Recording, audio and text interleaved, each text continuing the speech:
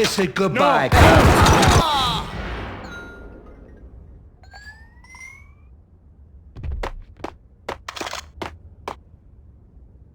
You saved me, man. What's going on here? A massacre.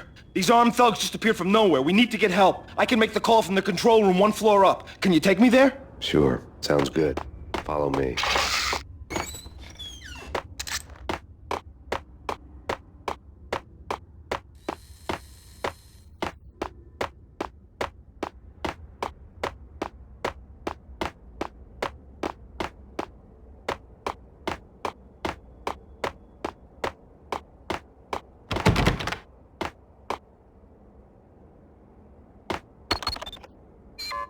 Home free. This way. What the hell?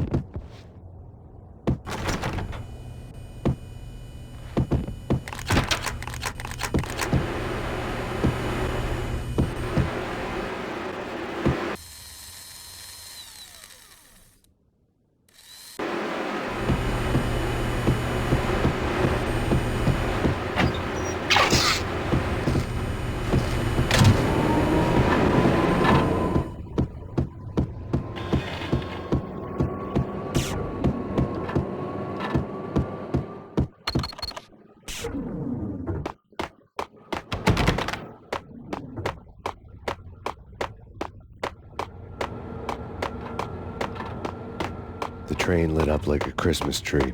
Power was back on.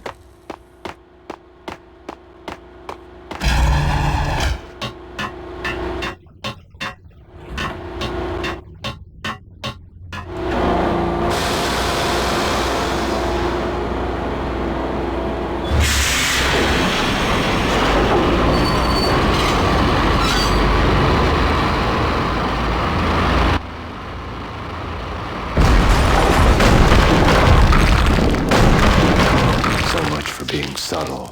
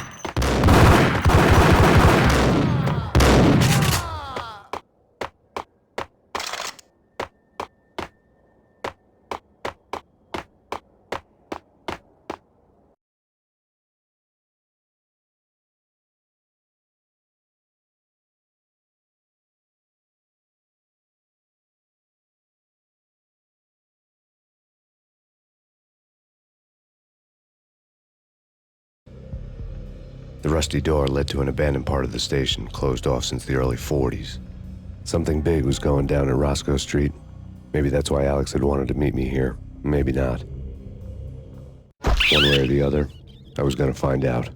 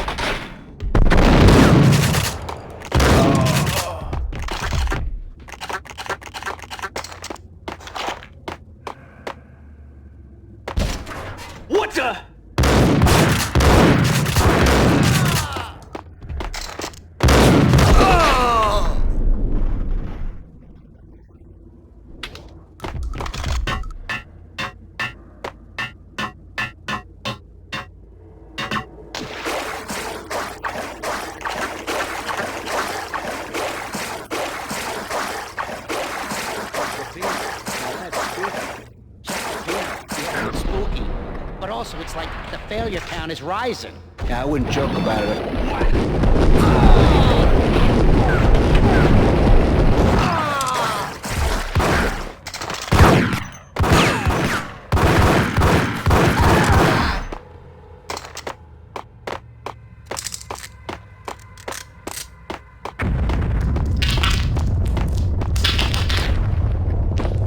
What the hell was that?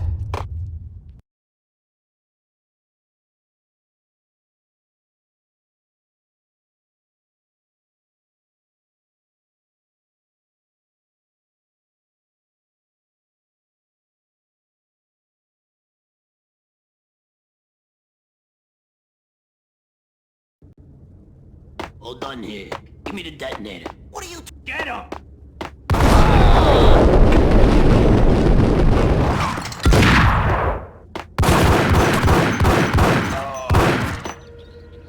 The door had been welded shut ages ago and the bomb was missing a detonator.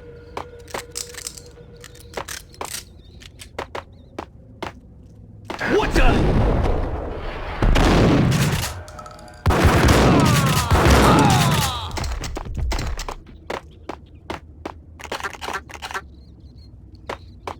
Okay, fellas, the police are on their way. New York's finest are gonna be here soon. So stick to the plan. We've got our own private exit route. In and out, do your thing.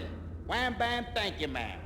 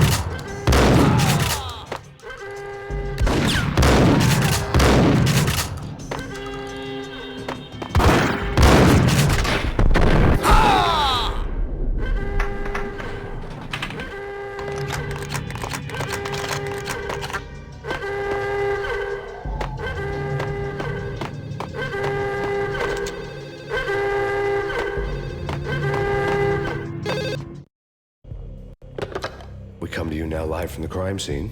Who is this? Right back at you. This is Deputy Chief Jim Bravura from the NYPD. You are to cease your criminal activities and surrender immediately. Sure thing, Jim. Me and the boys have been talking and everyone's real sorry.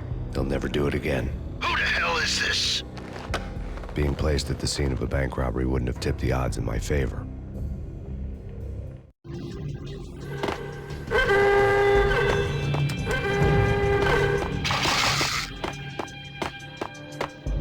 The bank robber's score lay on the table.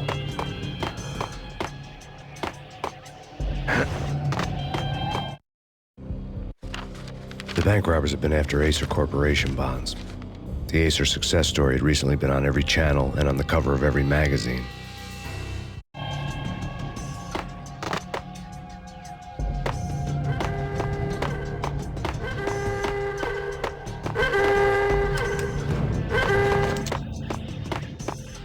The bank robbers had left their tools on the table.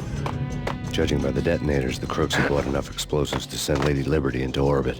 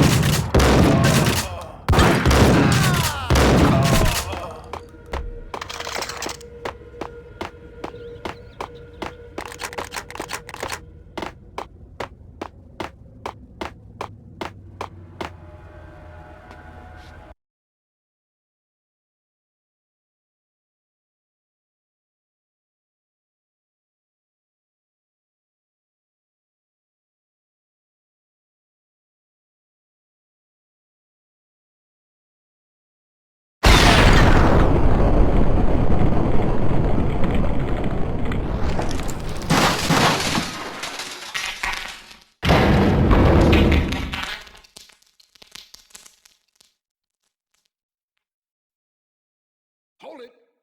Max, Jesus, you almost gave me a heart attack. I nearly shot you. Alex, I'm glad to see you. What the hell's going on? There are more corpses here than at the city morgue.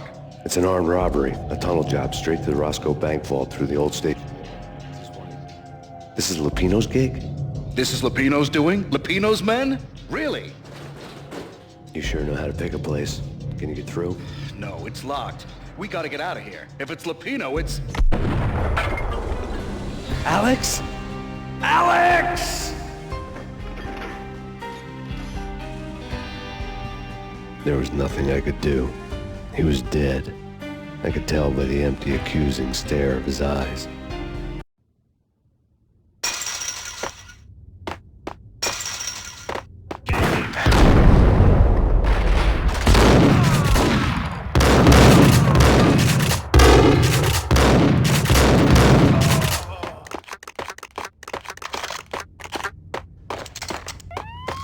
Let's get the hell out of here! You'll be fucked.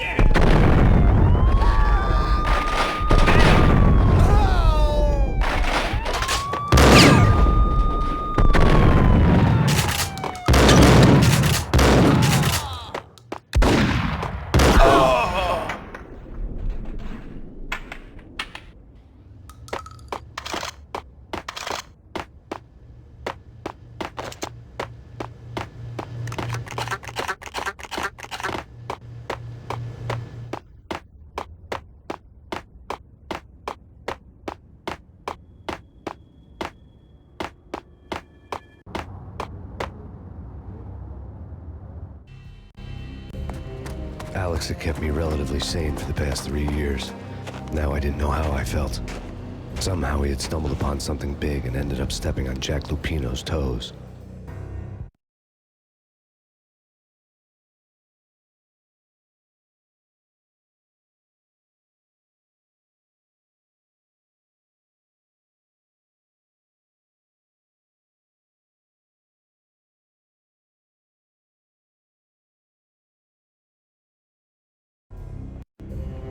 Lupino ran his racket of sex, drugs, and contract killings from a sleazy hotel in a slum block of tenements.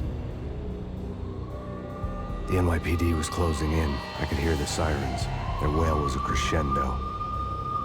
Lupino thought he could get us by taking Alex out and leaving me to take the fall for it. All he had gotten was my attention. I went for the hotel first. It was a sad old thing with flickering lamps and faded colors, cheap mobster punks and tired-eyed prostitutes. I walked straight in, playing at Bogart, like I'd done 100 times before. The place was run by a couple of murdering mobsters with shark smiles. The Finito brothers. Ladies and gentlemen, it's the Payne in the butt. Payne to the max. You're killing me. Did you make that up yourselves, or you get some wine out downstairs to come up with it? Don't answer that. A rhetorical question. I got something for the boss. Lupino around? That kind of depends on who's asking. A friend or a junk squad plan. Don't answer. It's one of them, how do you put it, rhetorical questions. Lupino ain't here, but he said bye. Lupino wasn't in his cheap hotel. Instead, I ran into the Finito brothers. My cover had been blown. The door slammed shut behind me. And then I was dodging bullets like raindrops. Payne in the butt. Ha ha! Payne to the max. Junk squad pig. Got a ticket to Marble City for you. Feet first and lying down. Figure that.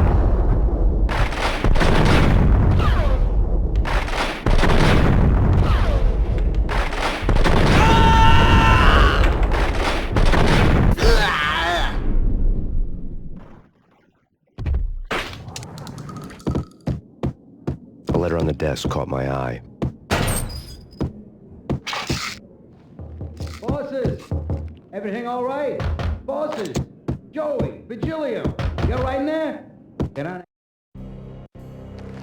I had met Lupino only once. The gangster ran all his rackets through his right-hand man, Vinny Gagnetti. Gagnetti was a high-strung whiner on the verge of breaking apart, like an overamped Energizer bunny. He had the brains to run the business, but he lacked the balls, always falling short, taking his frustration out on underage addicts and call girls. The V deal goes down at your hotel. Jack's exact words, quote, "Vinny, you're in charge of this one," unquote. Rico Muerte's coming to see it through.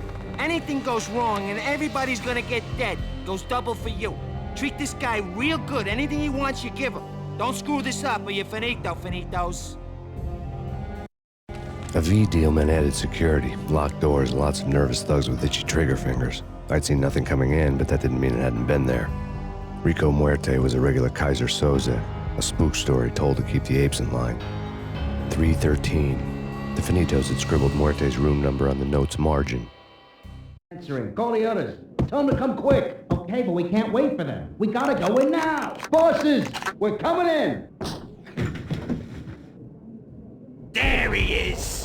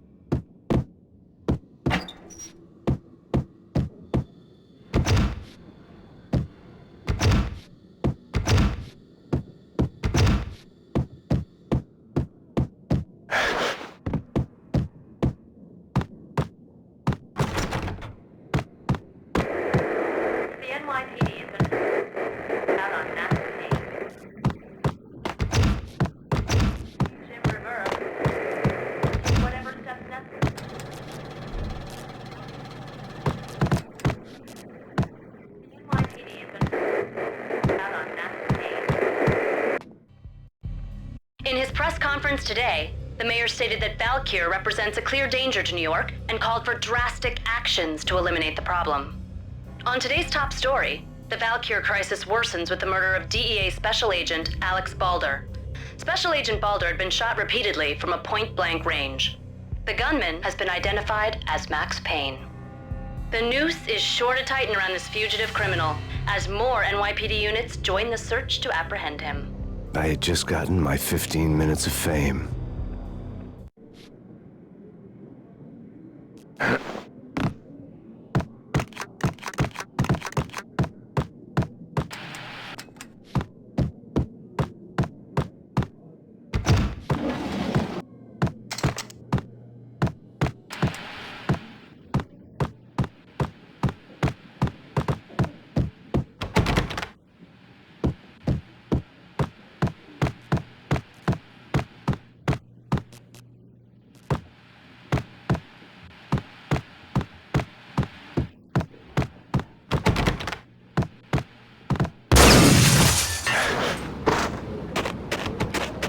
Yeah, something's wrong with the bosses. Payne's there and they're not answering. Let's go already. Payne's gonna pay in spades.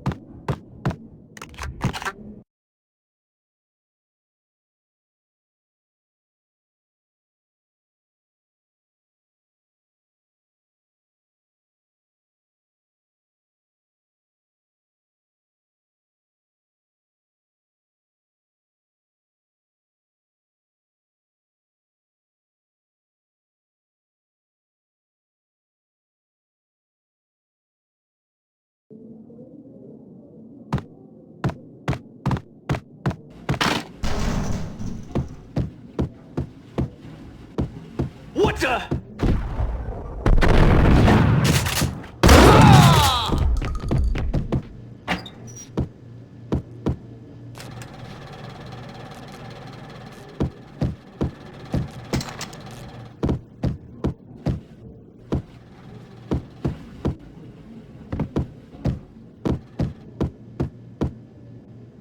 Previously on Lords and Ladies. Lady Amelia, Marquis Valentine asks for... My lord. And now, An all-new episode of Lords and Ladies, brought to you in part by Acer Corporation.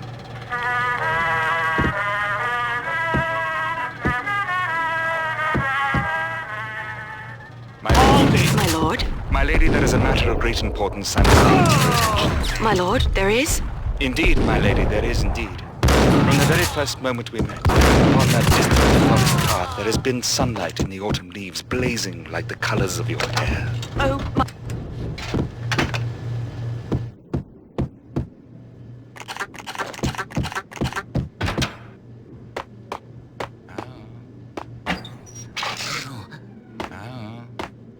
V-head junkies could go off without a warning. I had to be careful.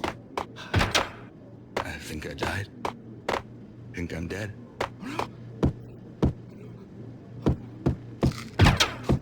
There he is! God on down!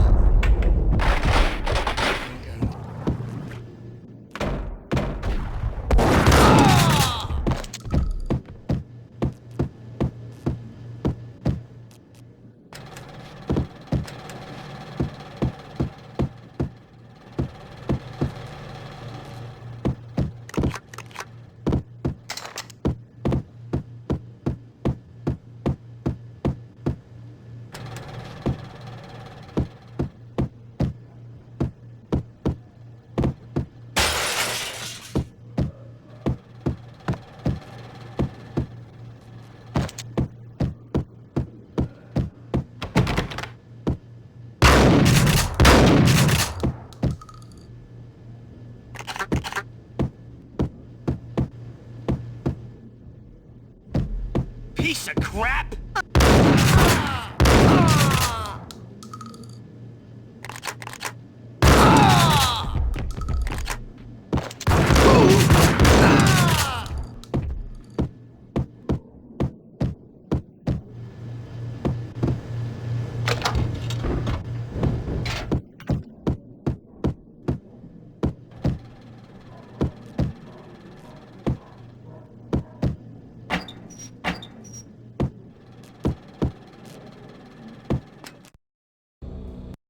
Tonight, the city's fight against the nightmare drug Valkyr took a turn for the worse as DEA Special Agent Alex Balder was found brutally slain at the Roscoe Street subway station.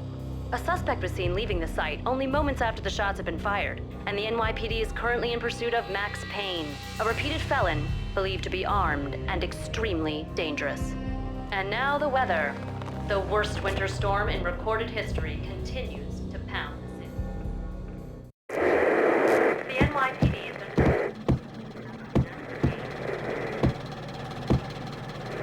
Chief Jim Rivera, take whatever steps necessary. Here stated that... This party had been dead for a while. I couldn't say I was sorry I'd missed the show.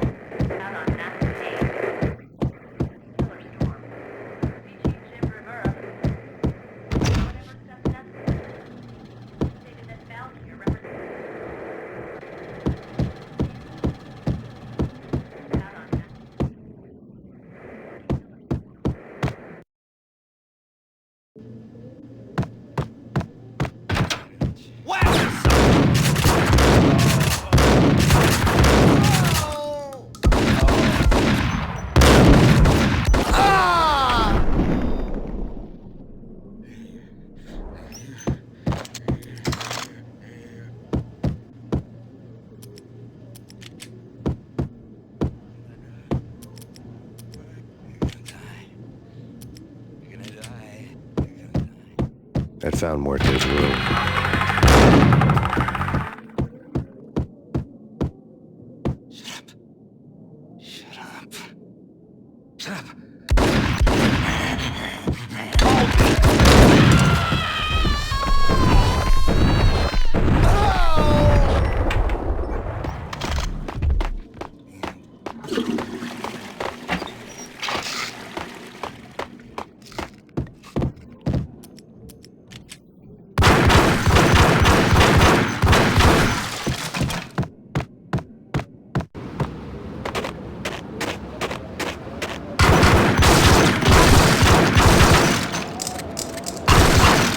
I didn't want to know what had happened here. It was not a pretty sight.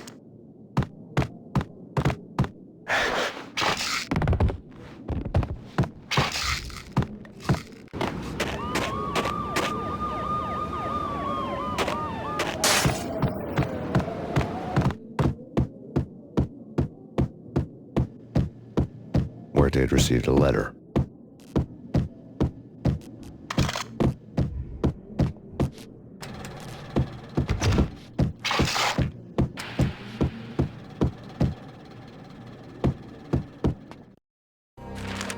Our investigation had turned up nothing to link Angelo Punchinello, the head of the Punchinello family, to Val Kier. All tracks had ended with Jack Lupino. The letter in Muerte's room was signed by the Don himself. It was the first hint that the Kingpin knew what was brewing inside his syndicate. The trouble you got into after the Chicago screw-up. The Punchinello family bailed you out. You have been waiting for a chance to pay us back.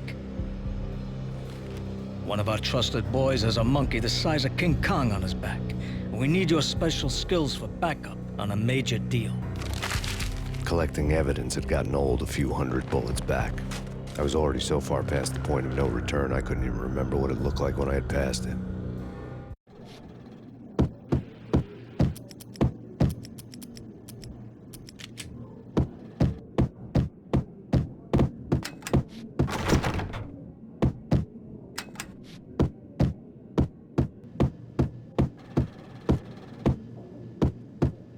Here, there!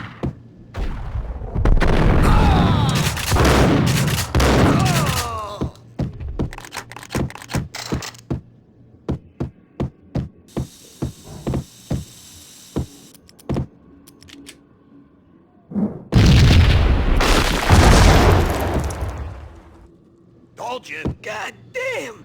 I thought it was a bomb for sure. Nah, the Russian wouldn't dare. This has been waiting to happen. I thought it was a bomb. Yo!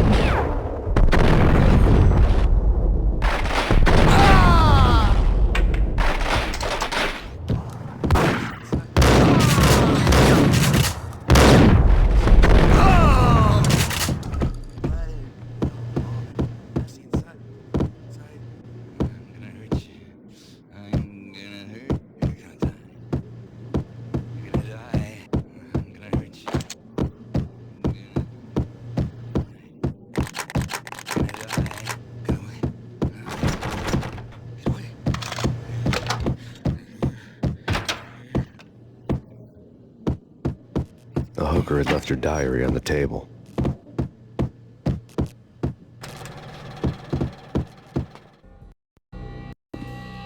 The diary belonged to a hooker named Candy Dawn. The read would have made a vice cop blush. Had talks with the mystery hag over the phone again. Sent her the latest One-Eyed Alfred tape.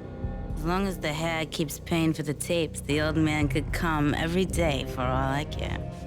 She had a nice sideline, making secret X-rated flicks of her clients and selling them to the highest bidder. It would get her killed if her V-fix for the day didn't do it first.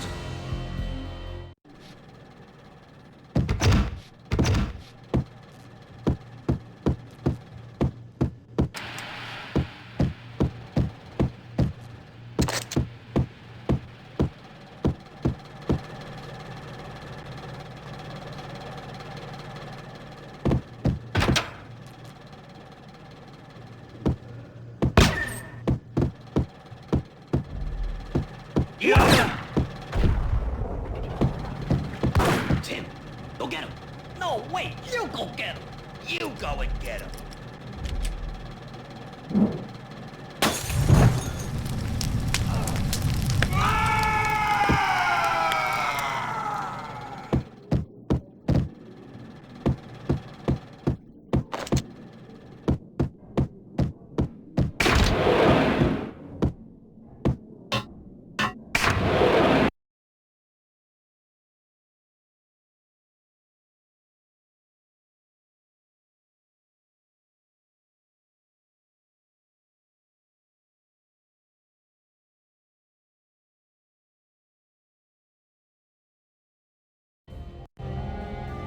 The old service elevator rumbled down to the bowels of Jack Lupino's hotel.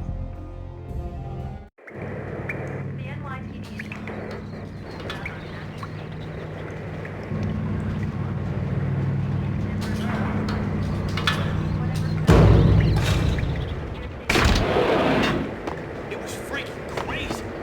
Cops were doing a full skip there.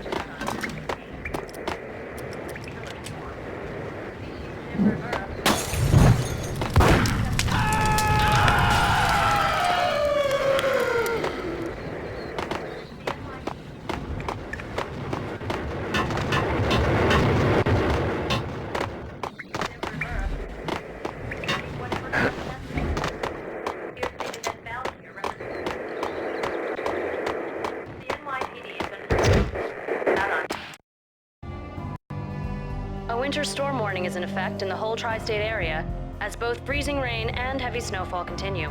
Many roadways are already closed, and people are advised to stay indoors. The severe blizzard has ravaged New York for 3 days now, with no end in sight.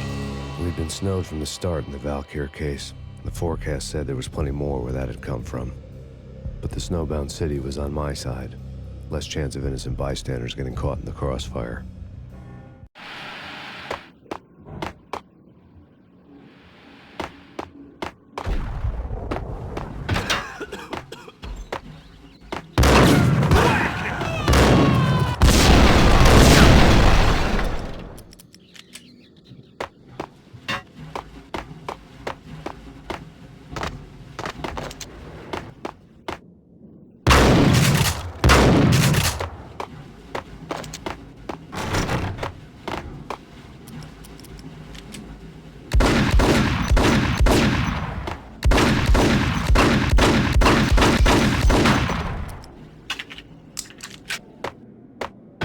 What the hell?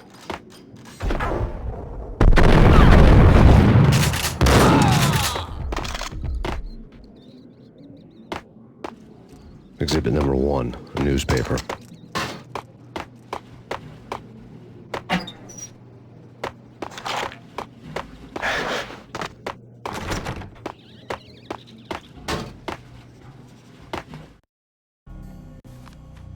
A dead man tied to a chair lay on the boiler room floor. Captain Baseball Bat Boy has an unbeatable track record in superhero death matches. But a 6-pack of root beer gets me every time. The murder weapon was a baseball bat, now lying in a pool of drying blood next to a newspaper folded open on a Captain Baseball Bat Boy comic strip.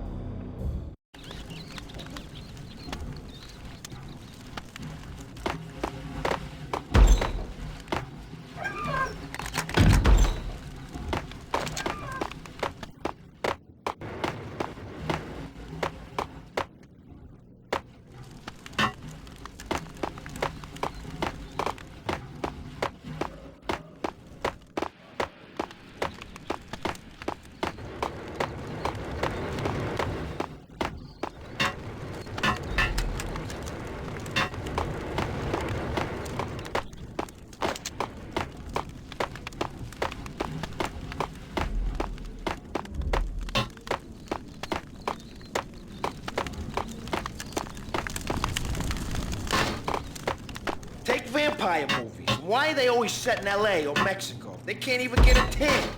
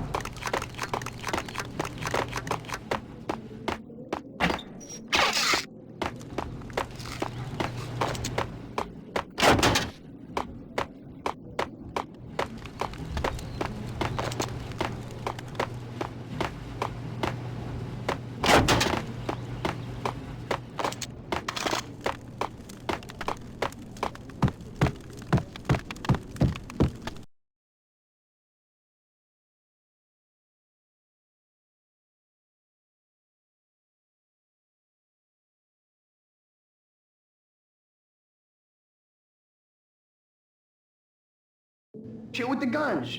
Trust me, you don't want to piss Muerte off. Gentlemen, let's do business. Green for green. Cheers and green-eyed angels.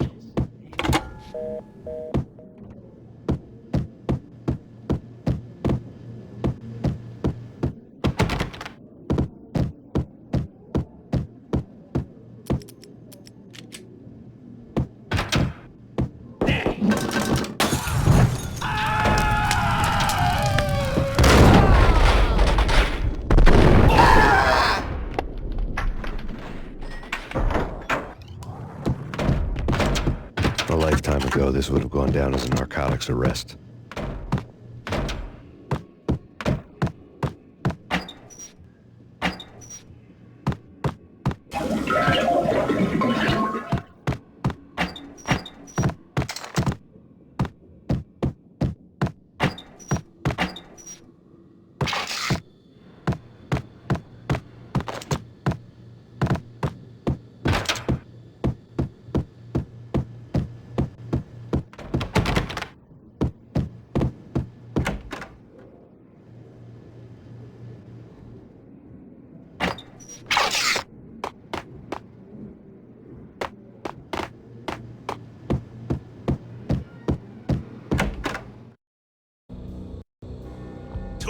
dog killers, ready to murder each other.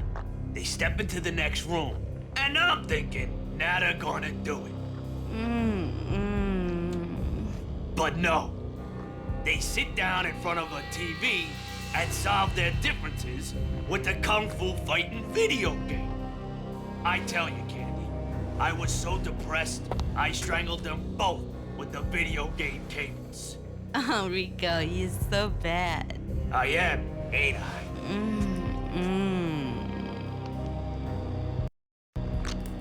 Rico Muerte, big-time hustler. Who the hell? It's that cop. Muerte went for his gun.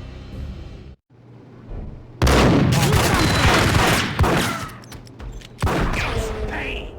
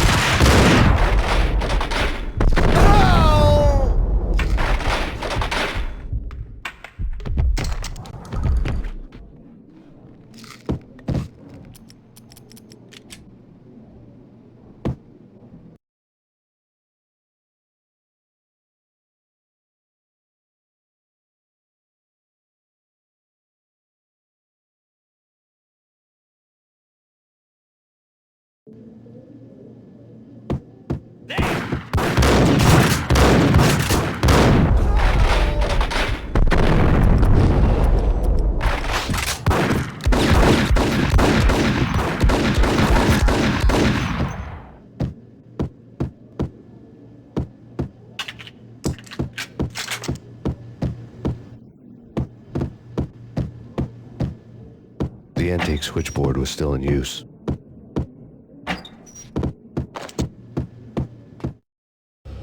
There was an old telephone switchboard in the back room of the reception area, the kind that made phone tapping child's play. It wasn't hard to picture a fat pimp sweating with headphones on, listening to his hookers talk dirty and fake orgasms over a web of party lines, the blood veins of New York. Right now, there was a different set of moans and groans going on. Boss, good evening. This is Max Payne. He came, started capping us. He killed him. Are you freaking kidding me? He's just one lousy cop. You better be freaking kidding me. Whack him. What's the freaking problem? Hello? Answer me. Hello? The word was out. A deadly virus released into the city's corrupt circulatory system. Something wicked this way comes. Max Payne at large.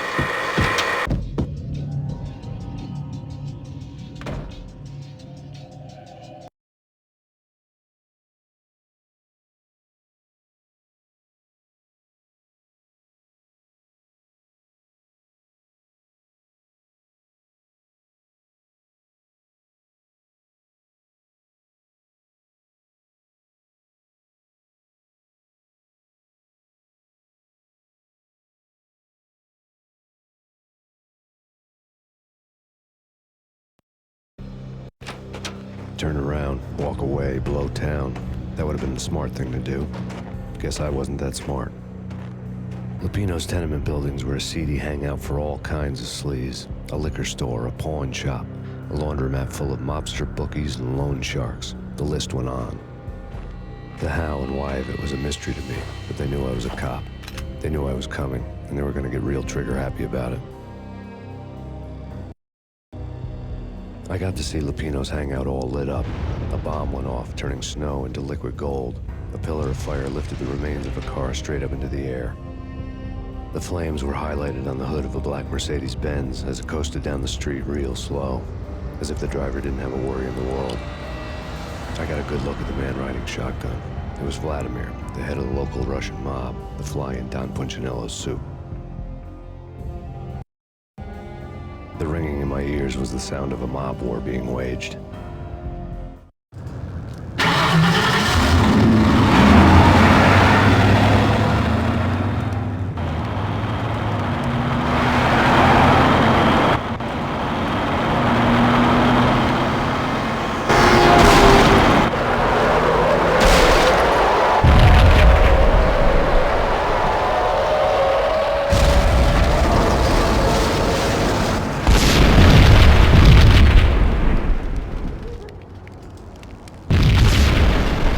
Exploded inside the closest slum building.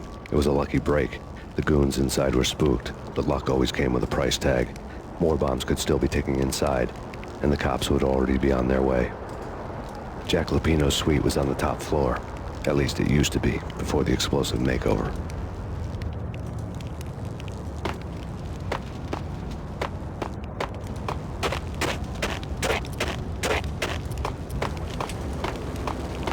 I don't know, man. I don't know about this. Quit worrying, Think of it as Christmas. The Russians are with Santa. What the hell?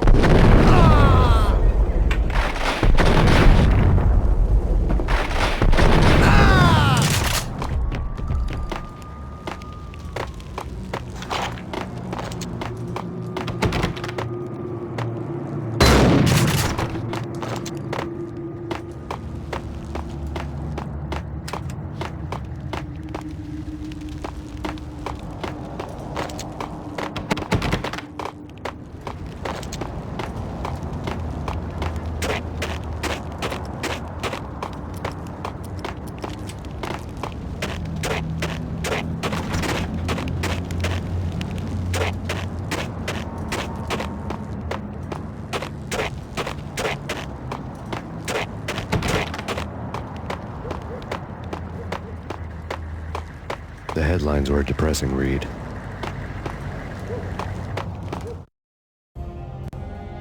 The headlines were screaming bloody murder. The storm was a screaming duet with the approaching prowl car sirens. It was all a scream when you were down for the count and wanted for murder.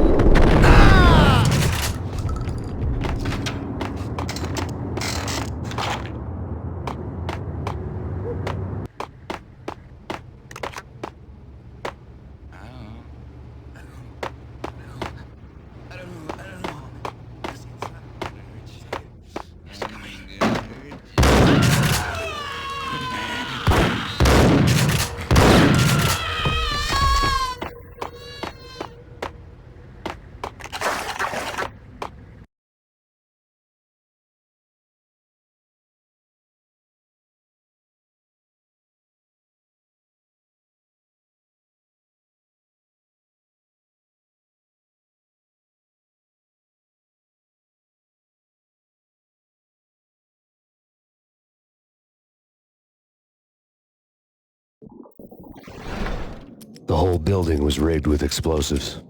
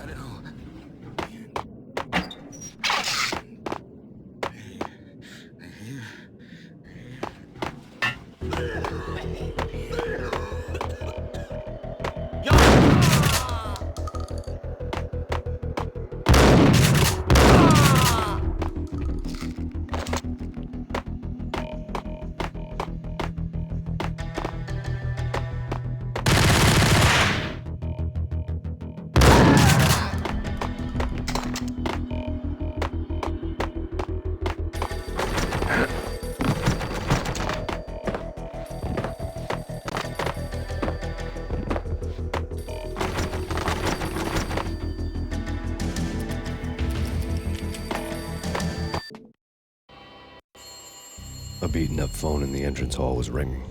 It could have been just a junkie in need of a fix, but it turned out to be something more sinister than that. Am I speaking to Mr. Payne?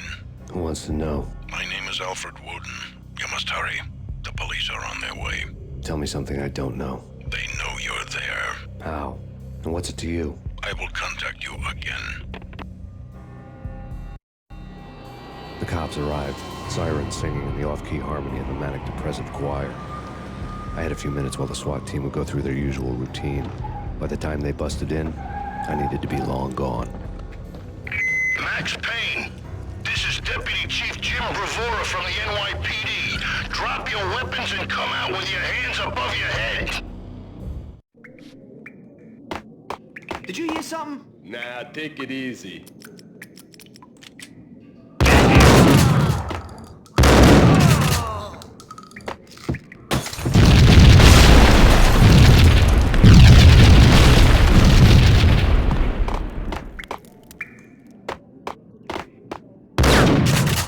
Someone had left a letter on the counter. Suddenly it all made sense. The bombs, the Russian mob boss making an appearance in person. Gagniti was his usual self, all talk and no walk. After our hit, the Russian has only a couple of guns left, and they can be bought. There's no freaking way he has the guts to try anything after that. As it turned out, the Russian had plenty of guts. One thing you could count on, you push a man too far and sooner or later he'd start pushing back. There was a key on the shelf.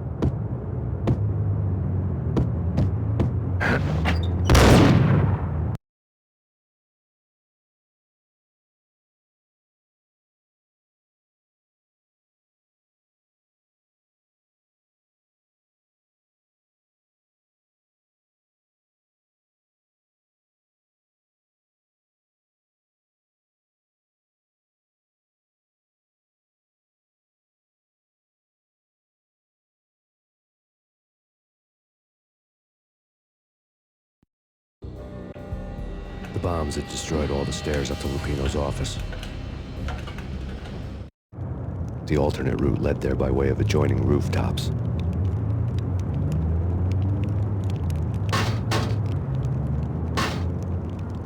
It's never been. Never ever. It's like the sky's falling. Yes, sir. It's the end of the world as we know it. And I don't feel fine. Freezing my butt off.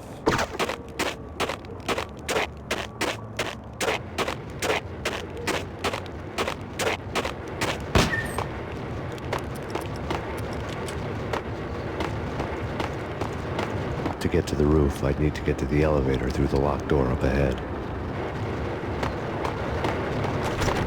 Pizza delivery. Never seen you before. Buzz off, Joker.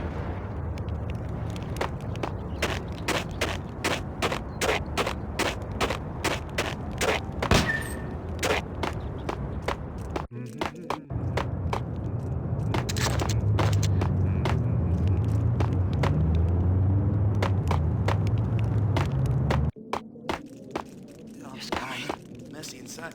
It's coming.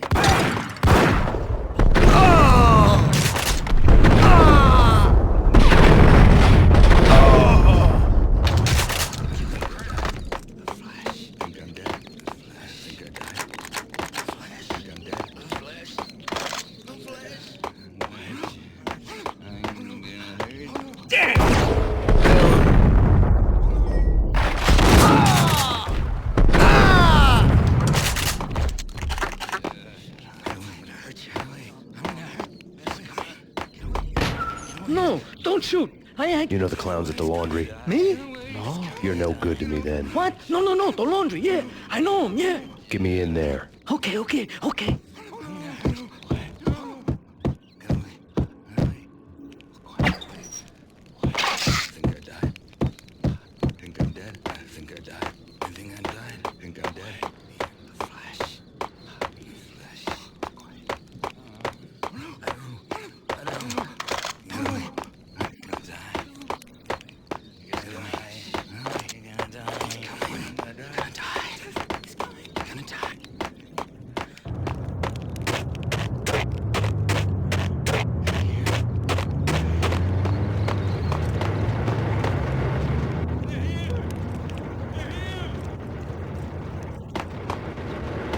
It's me. Open up. Let me in, quick. Not so fast.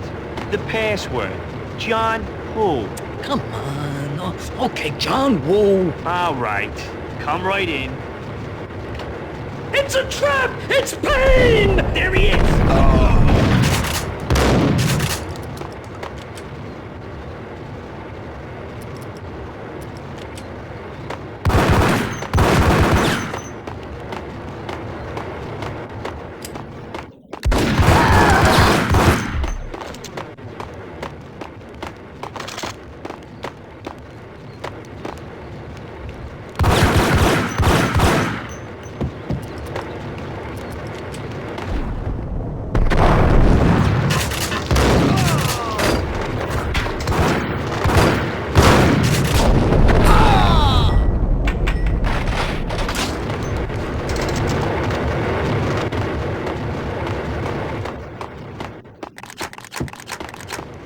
It was dirty money.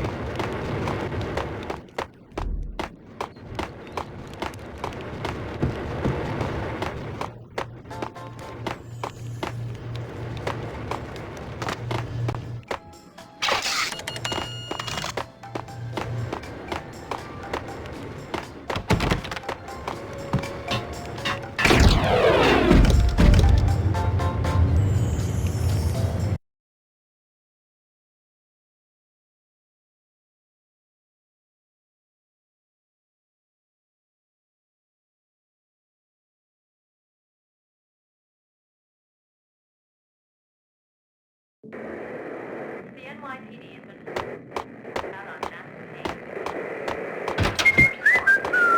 Chief Jim Rivera. Take whatever steps necessary.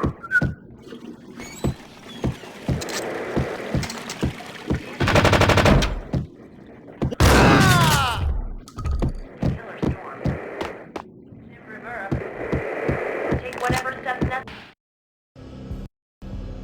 New York City is in crisis tonight, with reports of Valkyr-related gang war in the streets of the Bronx.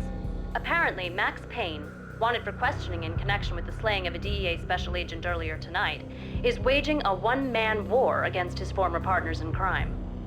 Among the list of casualties so far are notorious mafia members Joey and Virgilio Finito, as well as Rico Muerte, himself a fugitive from the law, and a suspect for several murders in the Chicago area. The NYPD has been placed on full alert. A citywide APB has been put out on Max Payne. Deputy Chief Jim Bravura has promised to take whatever steps necessary to bring him to justice. What those steps may be remains to be seen. For NYCNN TV News, this is Kira Silver.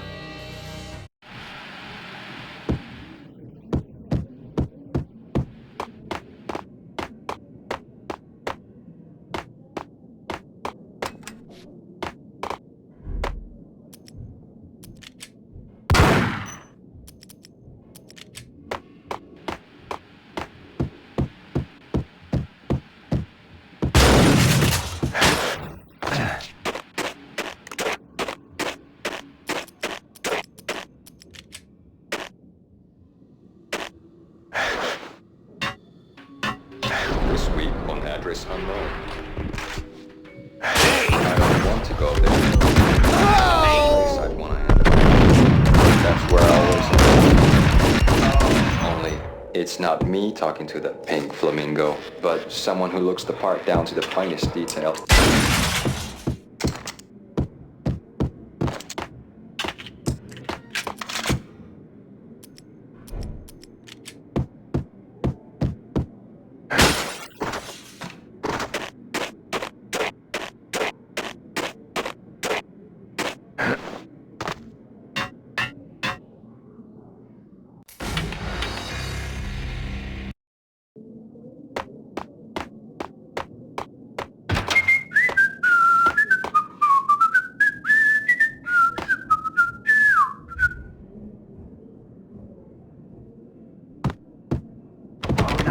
I'll be out soon.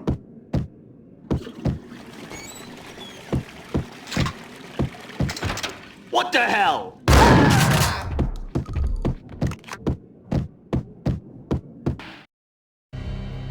New York City is in crisis tonight, with reports of Valkyr-related gang war in the streets of the Bronx. Apparently, Max Payne, wanted for questioning in connection with the slaying of a DEA special agent earlier tonight, is waging a one-man war against his former partners in crime. Among the list of casualties so far are notorious mafia members Joey and Virgilio Finito, as well as Rico Muerte, himself a fugitive from the law, and a suspect for several murders in the Chicago area. The NYPD has been placed on full alert. A citywide APB has been put out on Max Payne. Deputy Chief Jim Bravura has promised to take whatever steps necessary to bring him to justice. What those steps may be remains to be seen. For NYCNN TV News, this is Kira Silver.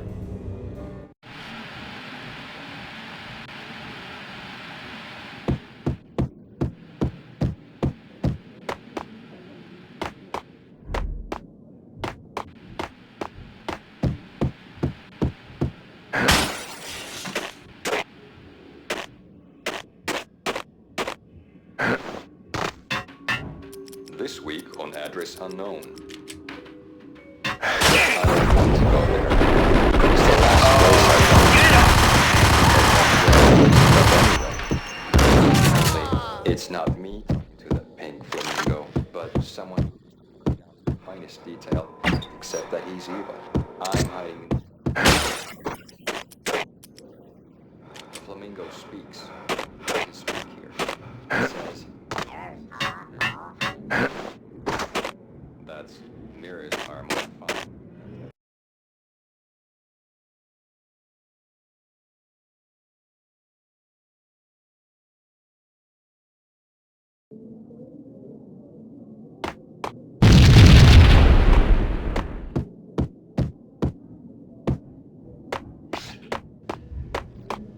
Red, blue, or green? It's always red or blue in the movies. So, green? No, not the green.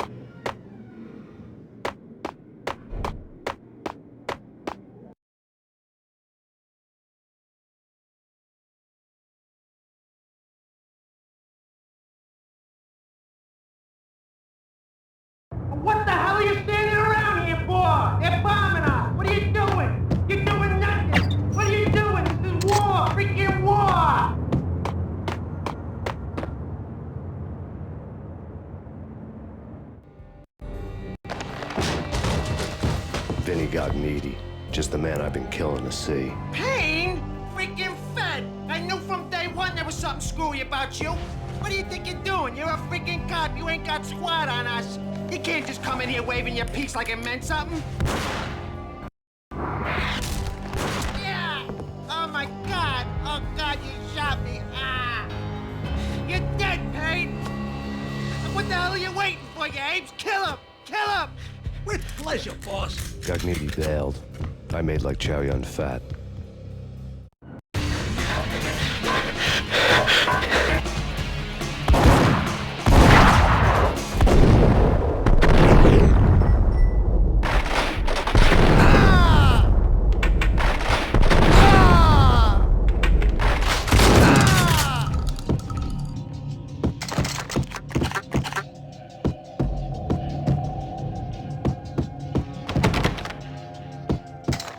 Crumpled letter lay on Gognitti's desk.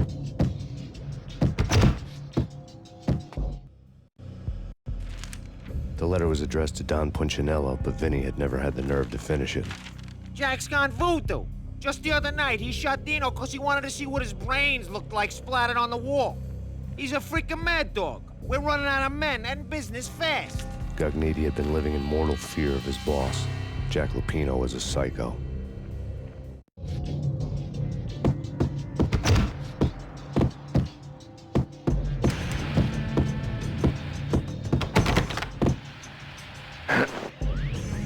Gognitti was running. He could run, but with a bullet in his stomach like a broken bottle of Tabasco, he was quickly running out of time. He knew where his boss was, and I wanted to square things up with Jack Lupino. Gognitti would be moving fast. I don't know about angels, but it's fear that gives men wings.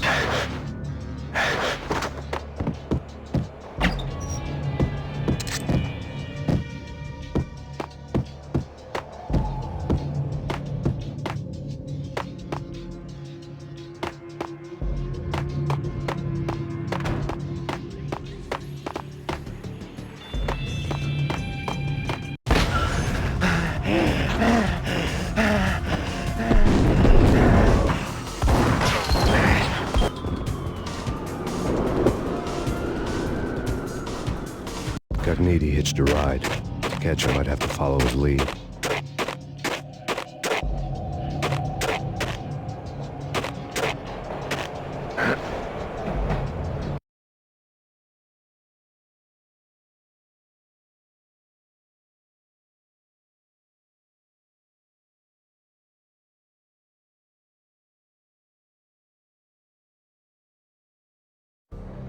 This was my second train ride of the night. The way it started didn't promise anything better than the last one. Freezing wind tearing at my face like sandpaper and razors. Ice hard and slick under my hands and feet. And somewhere in the background, the wail of sirens. The city howling after me. New York sped by in fast forward. Dark rooftop water towers and a dead forest of antennas and chimneys, all a blur. When the train he was riding slowed down, Gognitti made his move.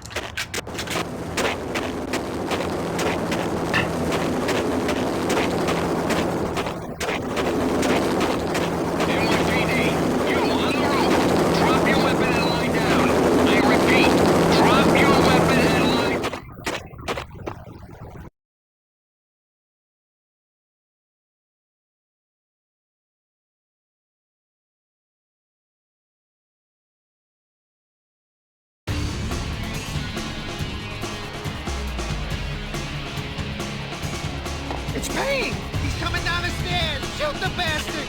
Okay, boss, you got it. No problem.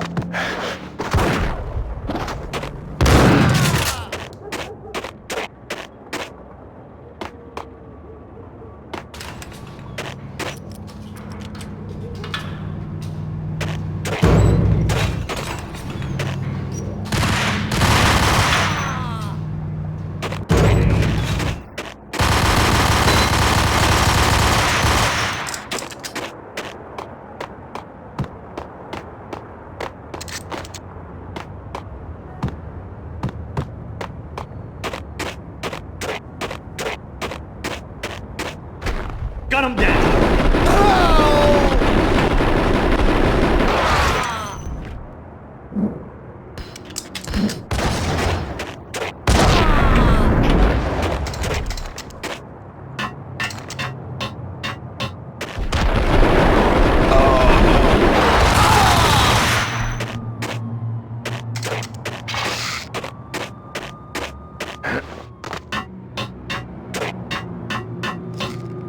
We're gonna be rich. Freaking rich. Even richer than that, wise guy. Freaking.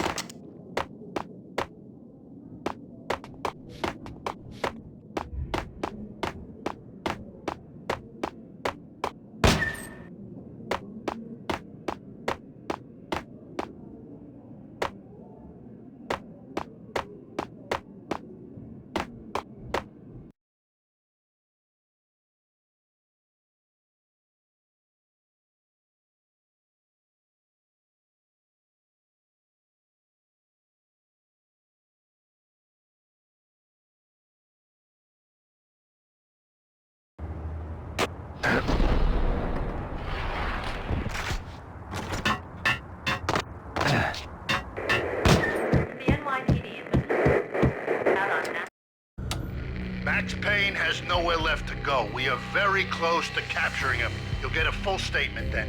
Right now, I've got better things to do, ma'am. That was Deputy Chief Jim Bravura from the NYPD with no further comment. Apart from his suspicious food habits, I figured Bravura to be one of the good guys. Fate had just dropped us on different sides in this. But when it came to capturing me, he was way out of his league. I had already ditched the cops a couple of rooftops back. For now.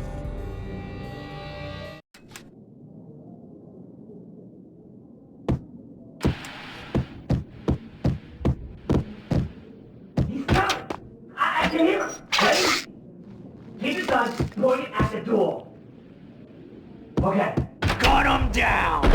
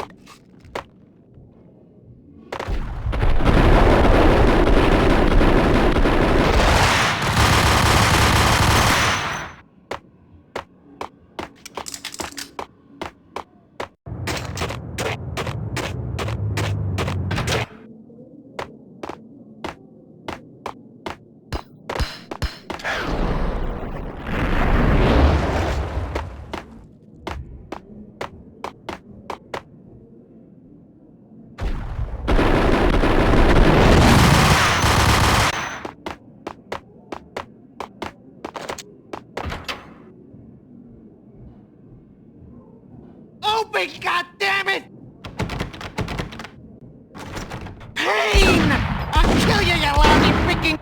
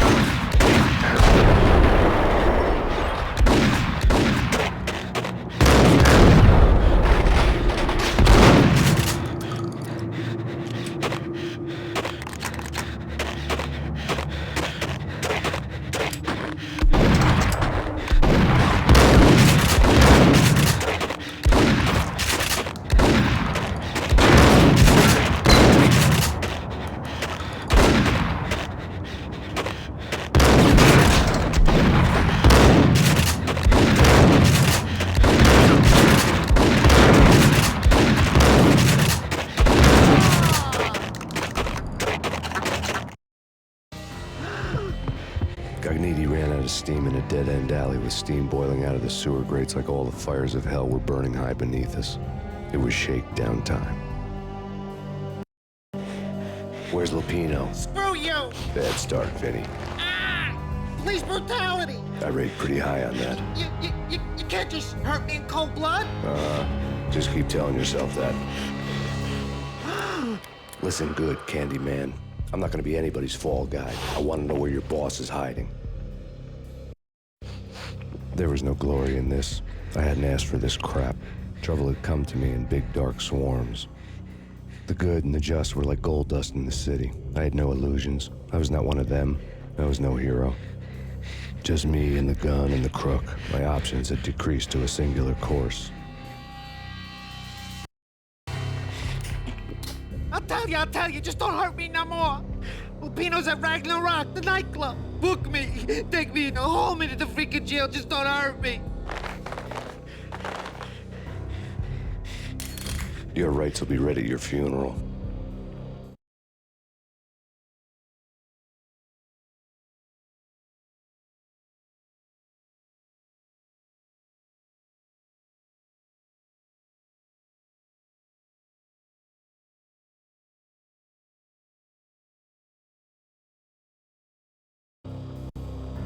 Ragnarok was Lupino's private nightclub, a den of drugs built into an old theater.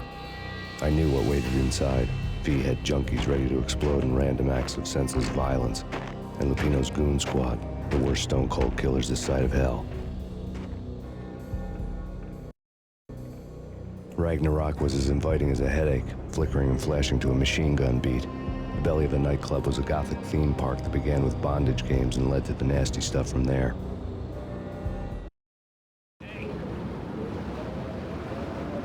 As subtle with its dark message as a cop killer bullet through the heart. Like father, like son. Just like Jack Lupino.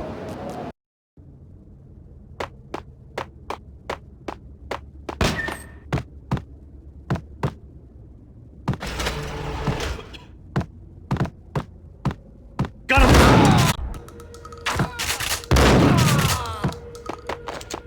The book had never been a bestseller.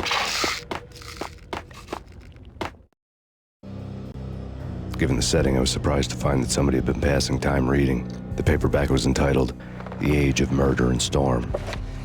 The blurb on the back mentioned Norse mythos and Ragnarok, the end of a Viking world with a terrible winter that covered the earth in ice, when vile crimes were rampant and all humanity lost. I could see how somebody impressionable might get it into their head that we were at the end of time. I was also beginning to see what the nightclub and its owner were all about.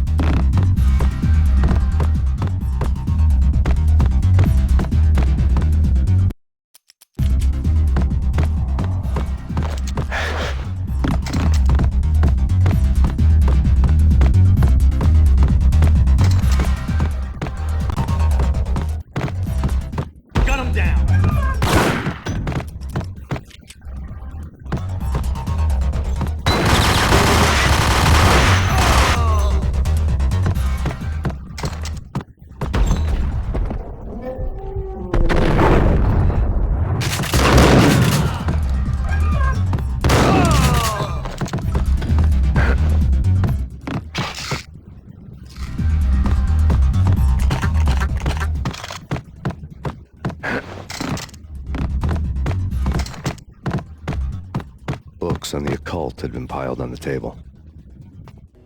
The room was stacked with light reading, such as Necronomicon, Witchcraft, and Paradise Lost.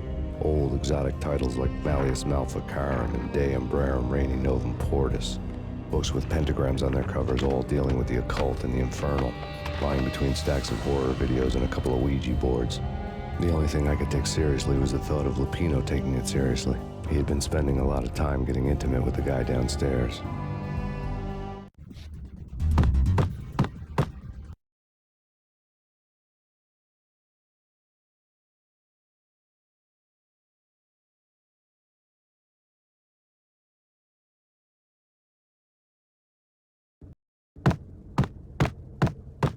What with Dino and all, I wouldn't say anything to his face.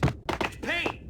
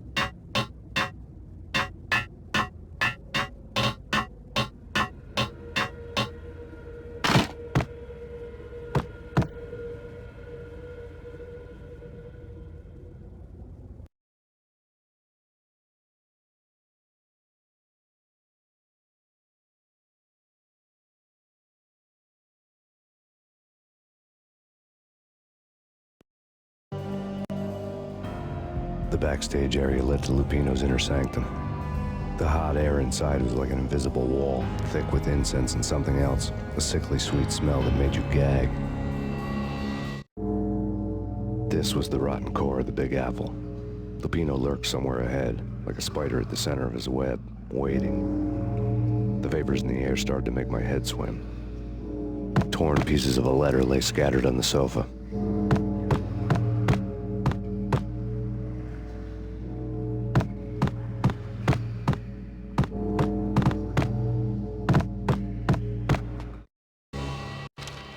Punchinello had threatened Lupino in writing. The note had been torn to pieces, bloody fingerprints all over them. Don't want you to think that one of my boys is not playing with a full deck. Shape up, Jack. We are running a business here. I'd hate to send the trio to strong-arm you.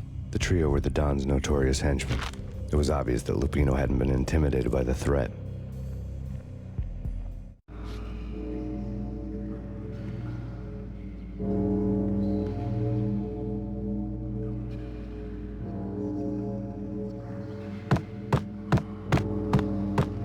Lupino's notes covered the table.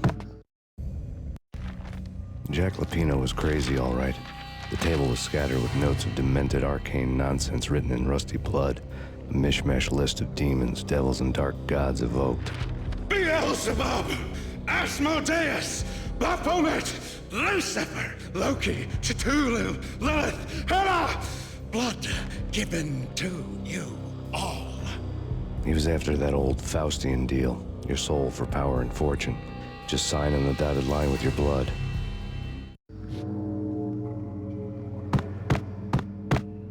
Lupino's notebook lay on the pedestal. Jack Lupino was crazy, all right. Mythic wolves, let loose to devour the sun and the moon. Lupino is the wolf. I'm Mr. Beast, the big bad Fenris wolf. I'm the end of the world man, wearing the flesh of fallen angels. After Y2K, the end of the world had become a cliché. But who was I to talk? A brooding underdog avenger alone against an empire of evil, out to right a grave injustice. Everything was subjective. There were only personal apocalypses. Nothing is a cliché when it's happening to you.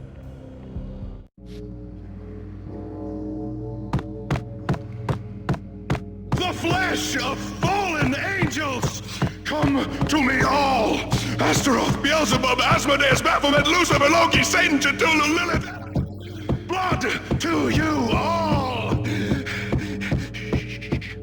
Secret, living under the skin of reality. I've seen it. The corruption of flesh. Oh! I'm the wolf, yeah! I am the wolf! It's close. It's coming. You have come. A witness to the end of time. It's now! I don't need the words! I'm beyond the words!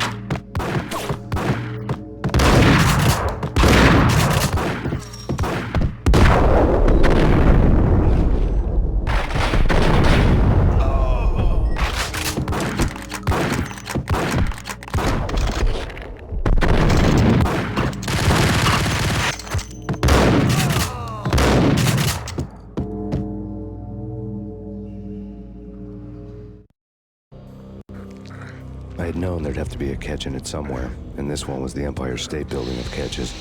Lupino was pumped up and dying to go 15 rounds with a mutant alligator. And then he started this spooky monkey talk, straight from a bad dream. Mine. I have tasted the flesh of fallen angels. I've tasted the devil's green blood.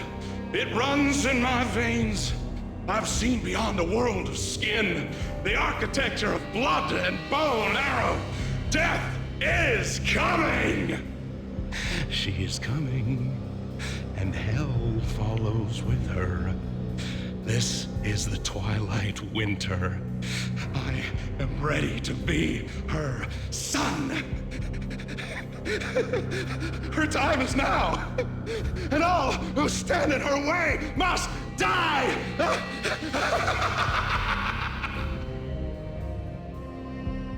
Die! You'll die! You'll die! Now!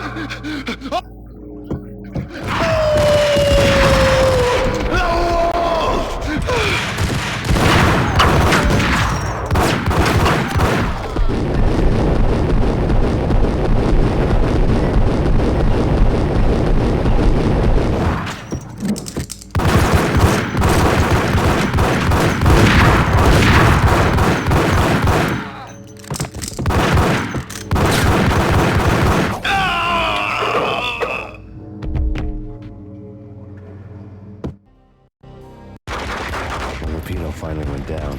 I wanted to make real sure he'd stay that way. V was a bad monster. Turned them into friggin' zombie demons from outer space. I think he's dead already. Huh?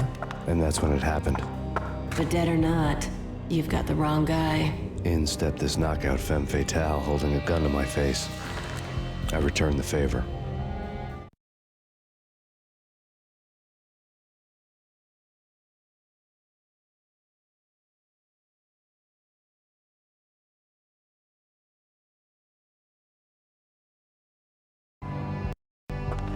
Lisa Punchinello. Lisa Punchinello was the Don's wife. Mona Sachs. Lisa's evil twin. Your safety's off, evil twin. You might hurt someone with that gun of yours.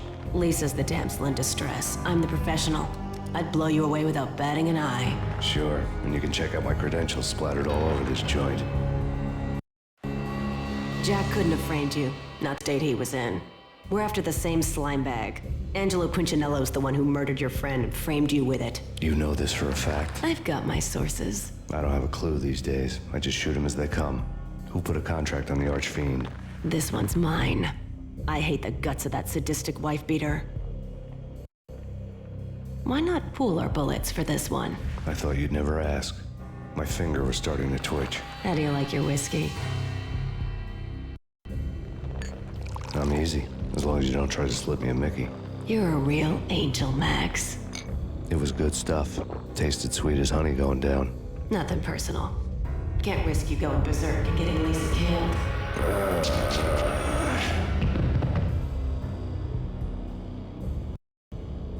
The nightmare was always the same. Violent shapes moving in darkness, old and ugly. The killer's mad laughter was a riddle filled with wicked innuendo.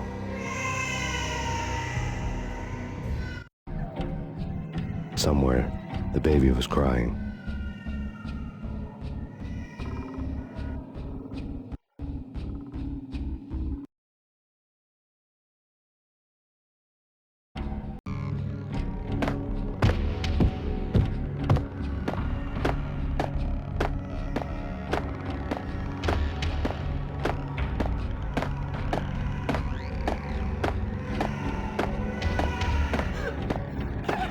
No, please, Max!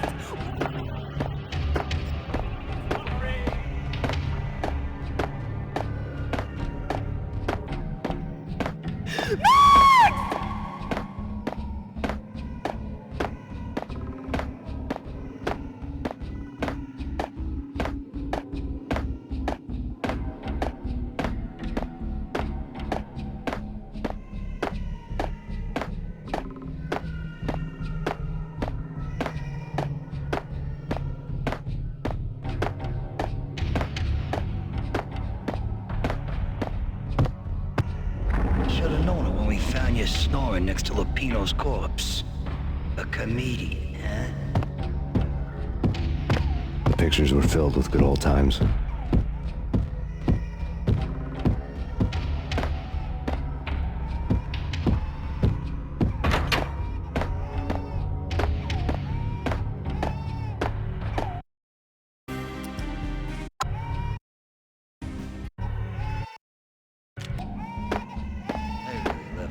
Cartoons. Captain Baseball Bat Boy's my favorite.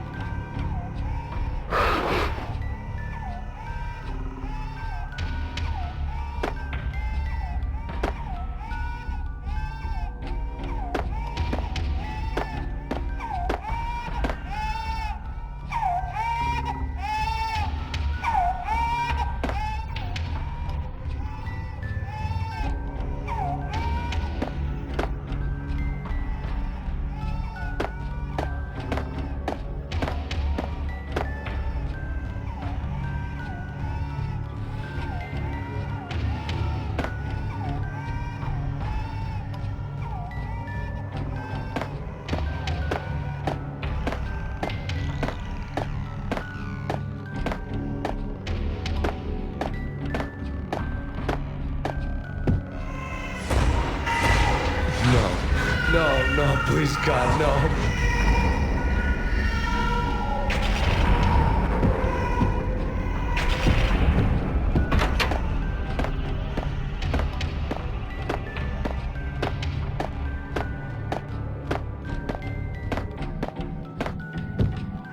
Slice them, dice them, shoot them full of holes, blow them to bits, vaporize them, disintegrate them. No matter what you do, they'll still be back, good as new. Michelle's diary lay on the table. Max, no, please, Max. Why? I didn't mean to. I'm sorry.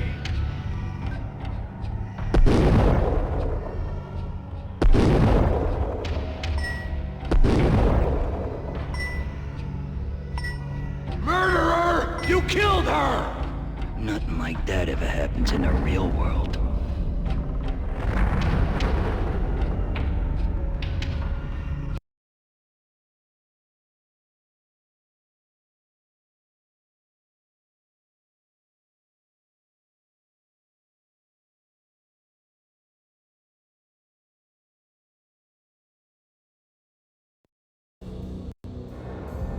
I woke up in a bad dream. My head felt 2 sizes too small for my brain. Max Payne. I envy your name. And the killer was smiling. Pleased to meet you. I'm Frankie the Bat Niagara. Niagara, as in you cry a lot? He had a baseball bat and I was tied to a chair. Pissing him off was the smart thing to do.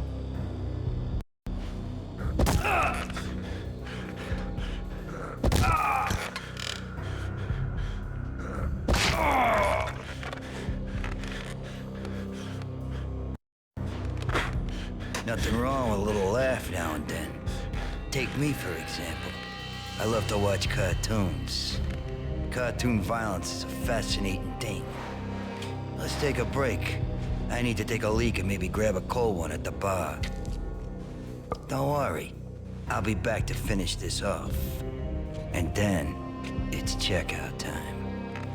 You play, you pay, you bastard. He swaggered out, and the door clanged shut behind him, locks clicking into place. Everyone makes mistakes. Mine hadn't been to crack jokes about the goon with the bat. He'd have cracked my skull regardless. It hadn't even been to trust a girl with a gun. I had blindly gone after the first bad guy on my hit list when I should have been aiming further up the ladder, at the head of the Punchinello family. I couldn't bring myself to be pissed at Mona. Guess I had a soft spot for her pretty face.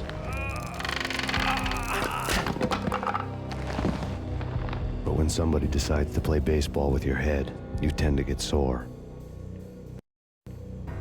They had dragged me back to the basement of Lupino's hotel. I was beaten, bruised, and blue. I felt like the chair I had broken to get free.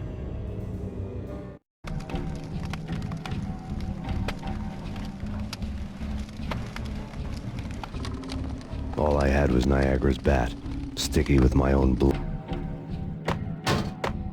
Without a gun, I'd be no match for Frankie's men. I'd have to play hide and seek with them.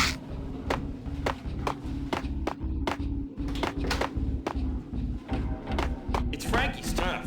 We'll take care of it. Yeah, I know. Yeah, I know that.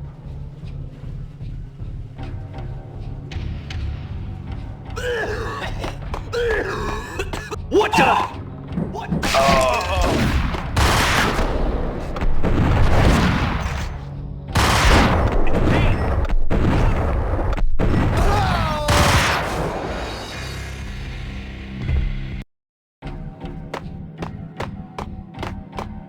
Without a gun, I'd be no match for Frankie's men.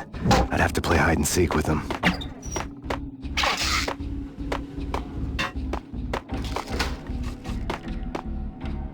Frankie's turf. We'll take care of it. Yeah, I know. I just wouldn't mind having a go at him.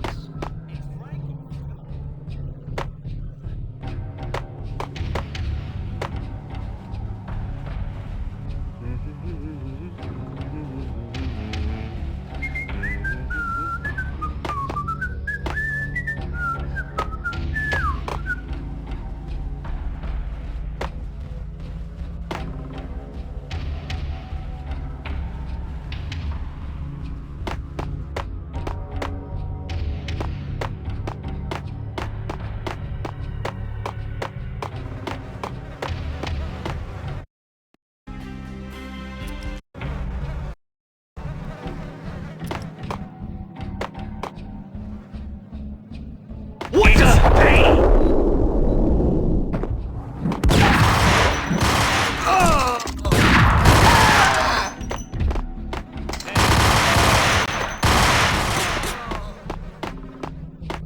What the hell?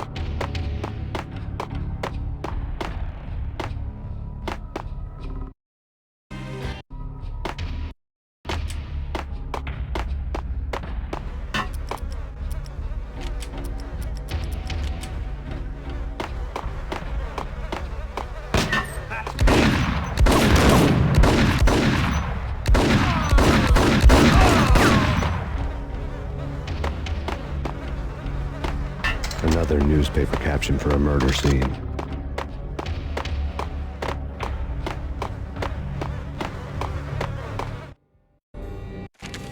Frankie had left his calling card, a Captain Baseball Bat Boy strip, next to a sewer passage filled with bodies.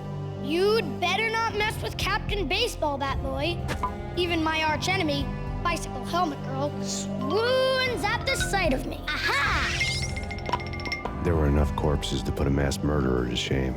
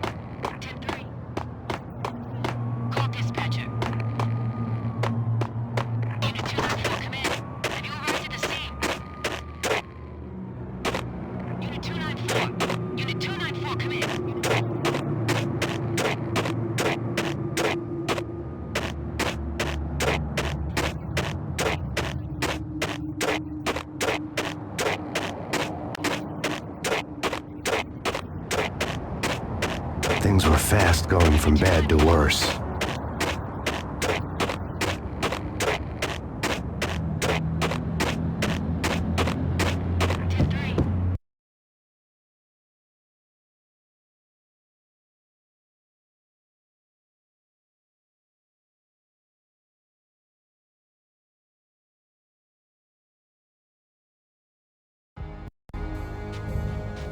The men in blue had come and gone. They had decorated the place with chalk outlines and tied it together with yellow tape. The cops who had stayed behind were dead. Frankie, his boys, and I had the place all for ourselves.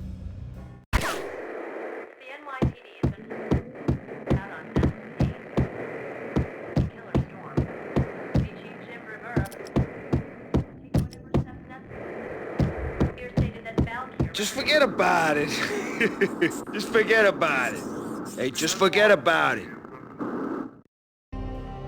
That crazy witch, you should have heard her. She was a real scream when the boys caught her trying to cap the Don. Oh, that's friggin' bad. To the trio? That's even worse than what Frankie's doing to that poor bastard downstairs. She's gonna take a long time to die. The mobster muscle on the phone was talking about Mona. Punchinello's trio were nothing but bad news.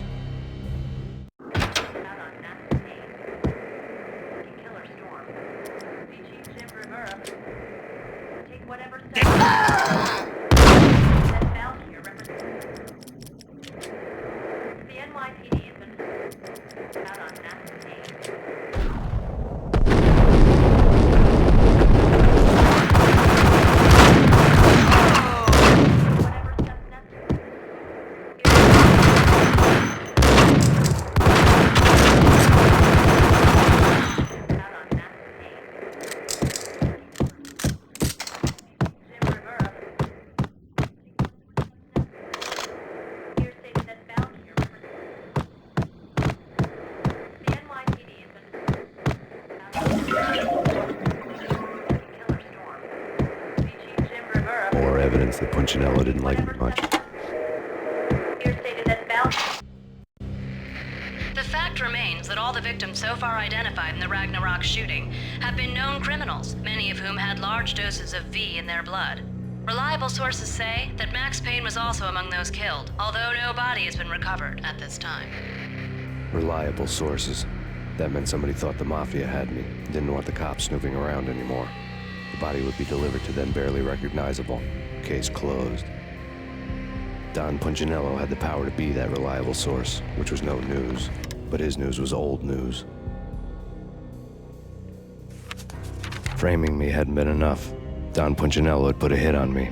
He wanted me dead, and it had been important enough for him to give written instructions to Frankie about it. Max Payne should die like a dog for the trouble he's caused. Frankie, I know I can trust you to give this matter the dedication it needs.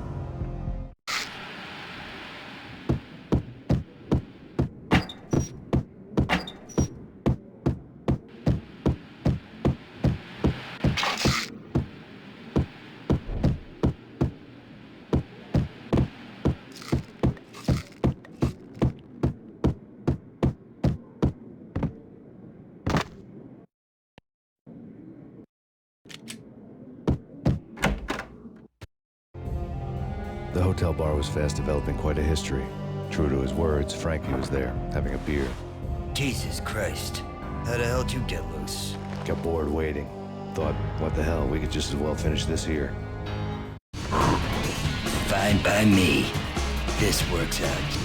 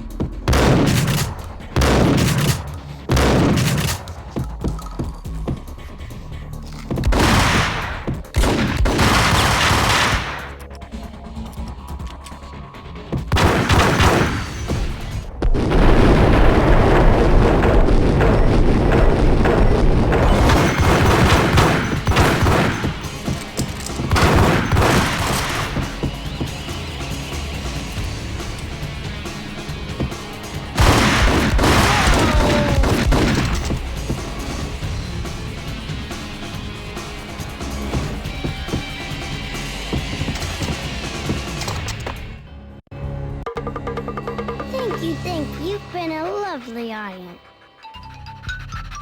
Had enough? I don't play with girls anyway. Unfair! I spotted the tail as soon as I left the hotel. A big black Mercedes. I'd seen the car before. That time it had heralded impressive explosions. Vladimir was back. Bang! You're dead, Max Payne. I might have laughed if I remembered how. What's this supposed to be? Cops and robbers? Look, you want something with me? Get in line.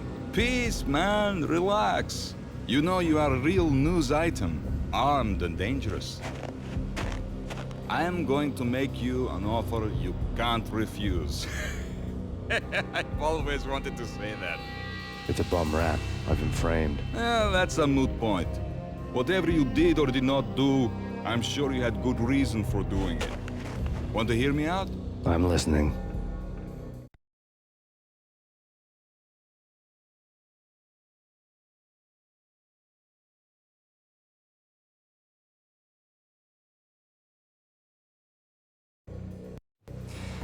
Punchinello messing with V is bad for business all around. But that's not all. There is this guy, Boris Stein, used to pull jobs for me. He's the captain of the cargo ship Charon. Now the bastard turncoat has gone over to the other side, Punchinello's. The ship's loaded with high-res hardware, guns, my business. If Punchinello gets hold of that cargo, he's won and I have lost. and you'll have your work cut out for you. If you want to get to Punchinello, you'll need heavy-duty persuaders. I am just the man to get them for you. Change the ship back under my flag, maybe pop 2 in the traitor Dime's head while you're at it. You'll get enough guns to start the apocalypse. You in or out? Let's get this show on the road. Vladimir was one of those old-time bad guys with honor and morals, which made him almost one of the good guys. None of us was a saint. The Brooklyn riverfront was a maze of rusty containers, sharp-boned cranes looming up from the snowstorm. On a night like this, you couldn't help but think of the dark army of dead men sleeping with the fishes, cement shoes in line. No Minotaur lurked in this labyrinth, but somewhere out there, on the clanking deck of his cargo freighter, the skipper of the Cheiron was waiting, like the ferryman of the River Styx.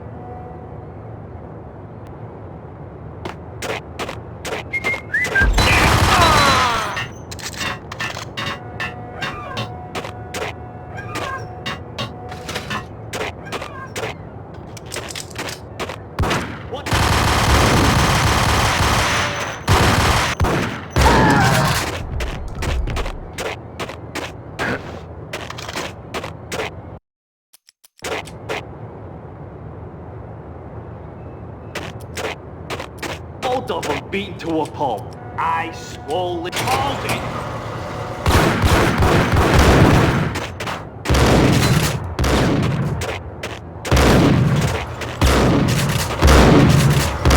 What the?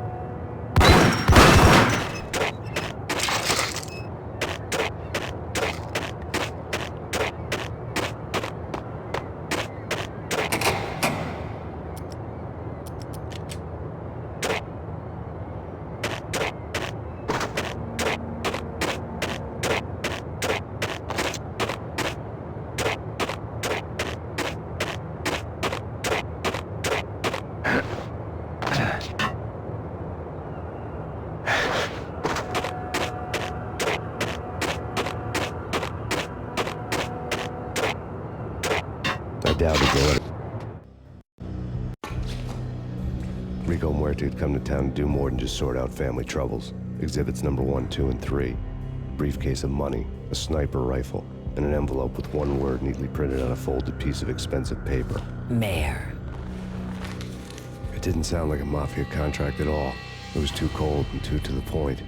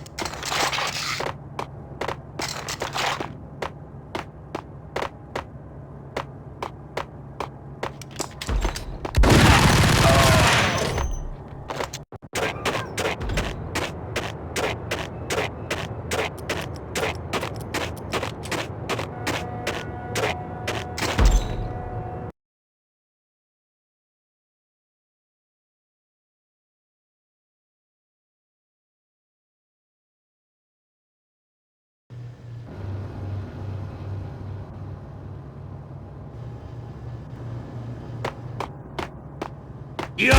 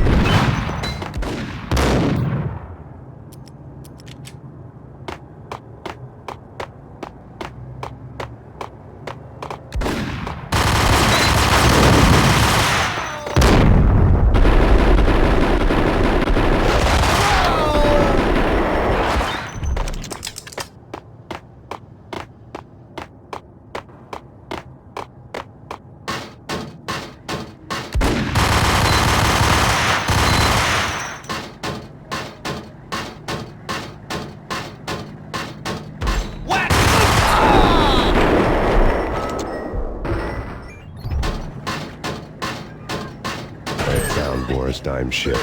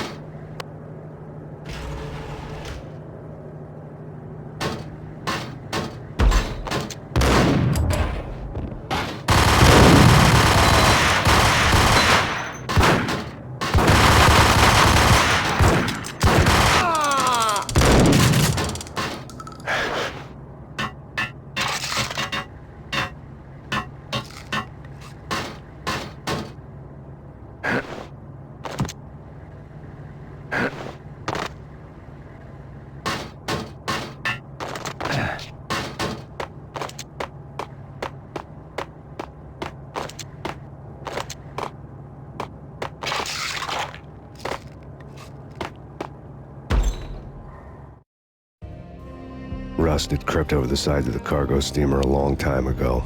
Boris Dime would be on board. I'd have to smoke half of his crew to even get near the gangplank. Guns were probably being kept in the hold, buried amidst the rats and oily water.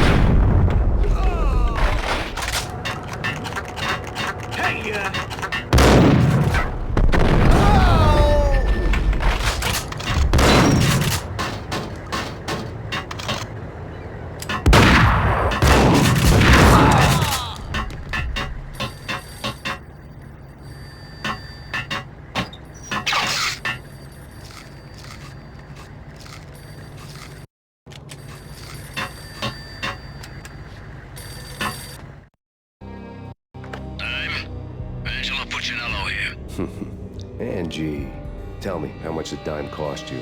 I bet it was more than his name. Max Payne. Right the first time. You're dead, punk. You sure you're not confusing me with Boris here? But you are right, of course. Pretty soon we should get together and have a talk. You son of a... Pissing Punchinello off was a dangerous game, but when people get mad, they make mistakes. I should know. That's where I wanted Punchinello, mad enough to trip over his own feet, preferably into a grave.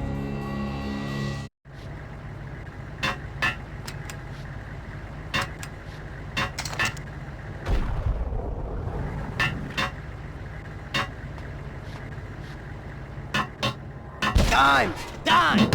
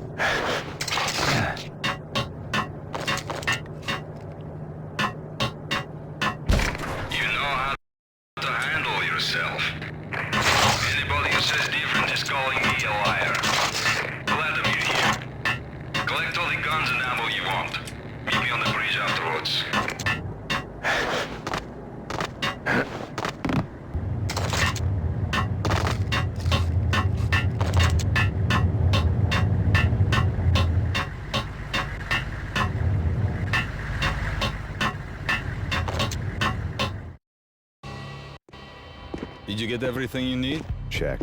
I owe you. Anything you need. This is my solo. When I'm through, Punchinello won't be anybody's problem anymore. Clear as vodka. But anytime you get between a rock and a hard place, just whistle. This could be the beginning of a beautiful friendship. You really get a bang out of this big-time gangster act, don't you?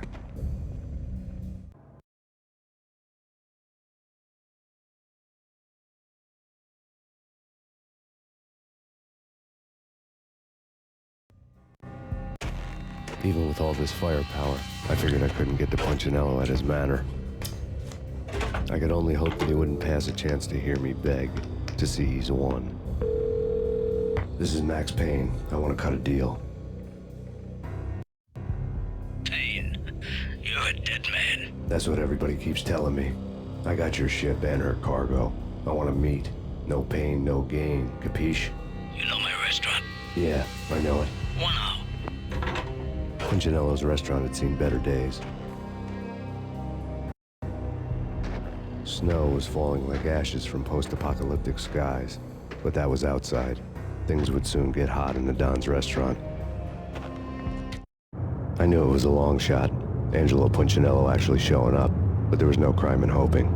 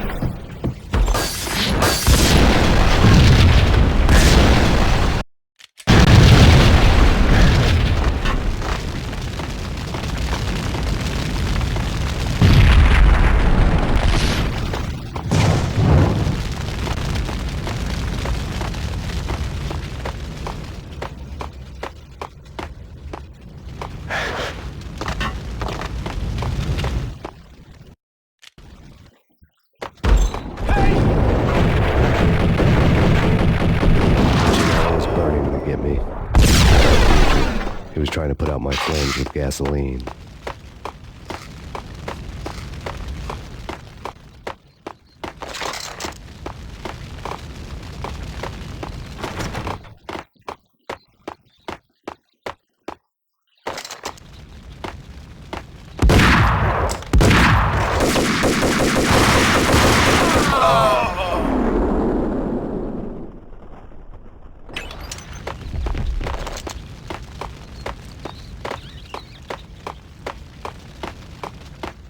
The mobsters have been guarding a real treasure. The way out of this disco inferno.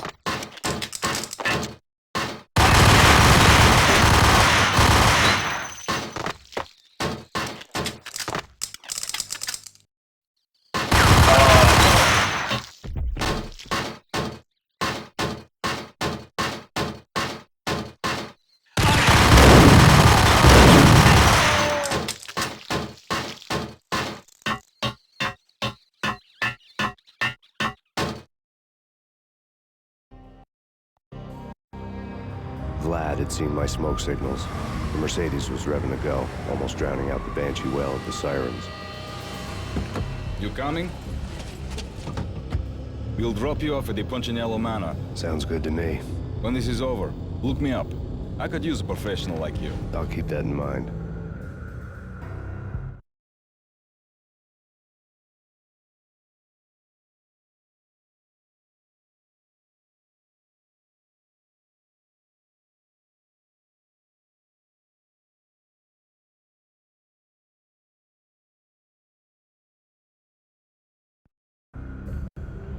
The night groaned with cold.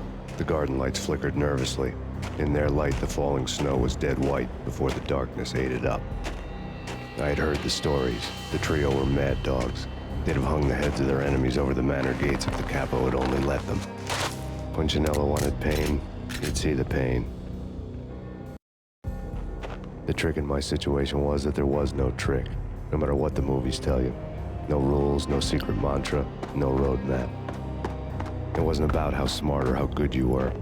It was chaos and luck, and anyone who thought different was a fool. All you could do was to hang on madly, as long and as hard as you could.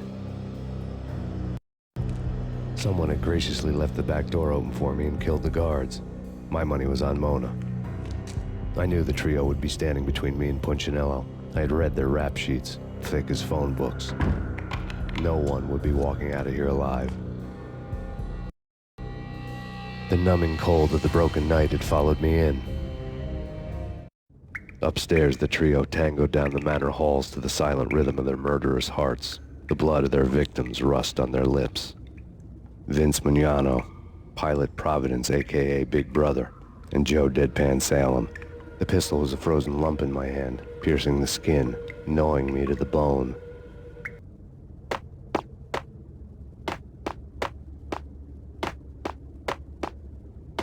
Payne!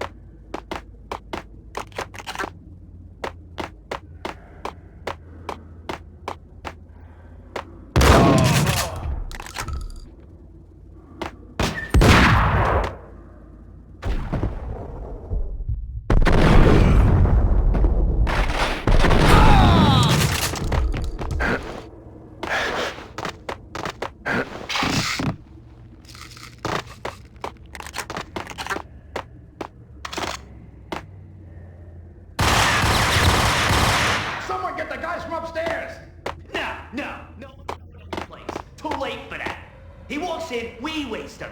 Vinny and Joe and Pilot won't get the credit for this kill.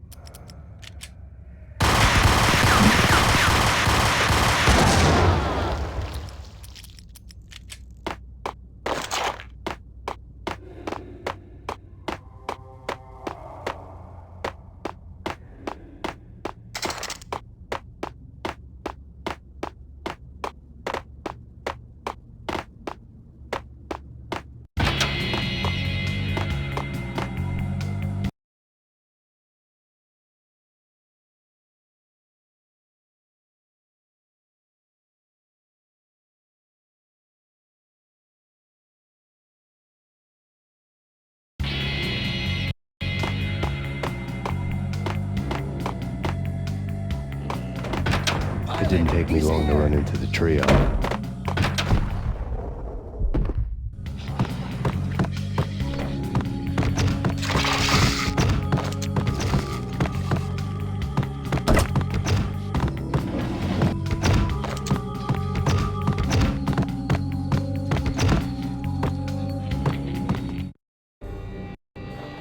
The word on Lisa Punchinello was that she was a bit of a witch. The tarot cards on the kitchen table fit the picture. They weren't my kind of cards, but I was willing to take a crack at the hand Mrs. Punchinello had dealt.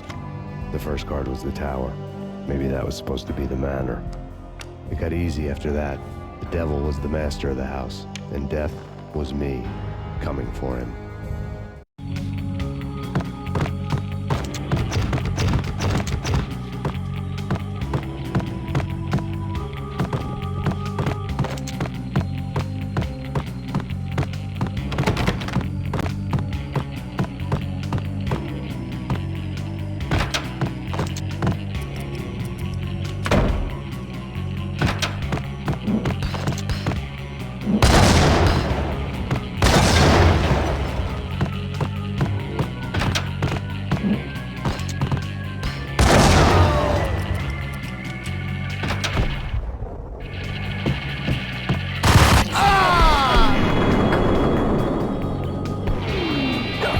One down, 2 to go.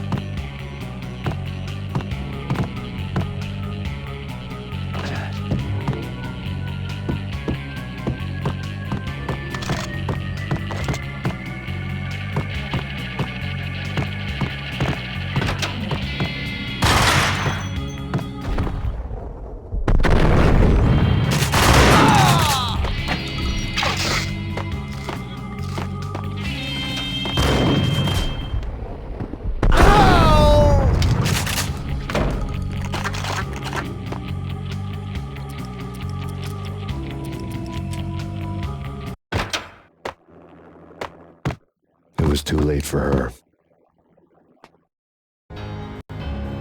You're a real angel, Max. I couldn't tell whether it was Mona or her sister. The body was a mess. The sick bastard had really gotten a kick out of it. Seeing her lying there got me thinking about another woman's body on another bed. Got me thinking about a fallen cradle.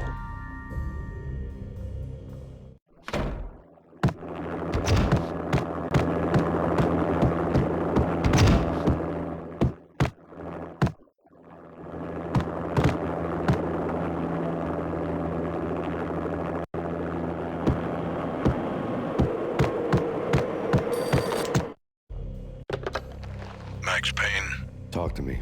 Alfred Woden. You've got company. An armed helicopter just landed on the manor grounds.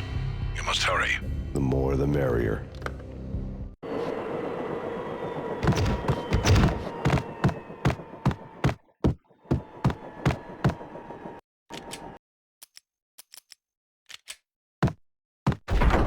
End of the road,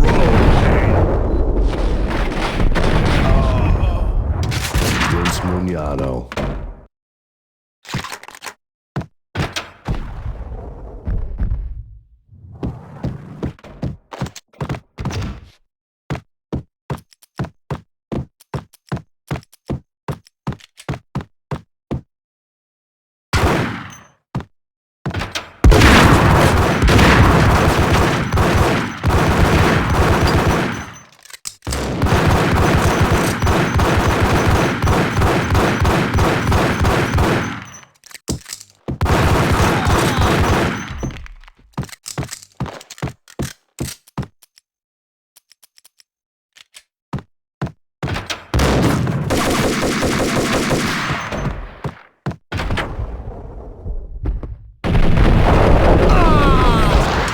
Punchinello's trio was done for.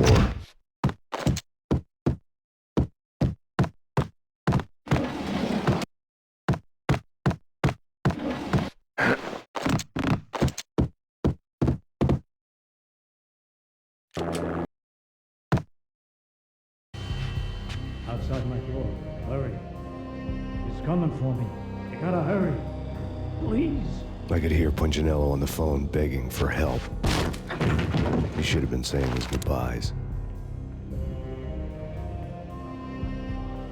Punchinello was a pushover. The moment I stepped into the room, he folded like a deuce before a royal flush. No, wait. I was just doing what I was told. I couldn't refuse. She's someone high up. Government, maybe. I don't know. He was trying to buy more sand for his hourglass. I wasn't selling any.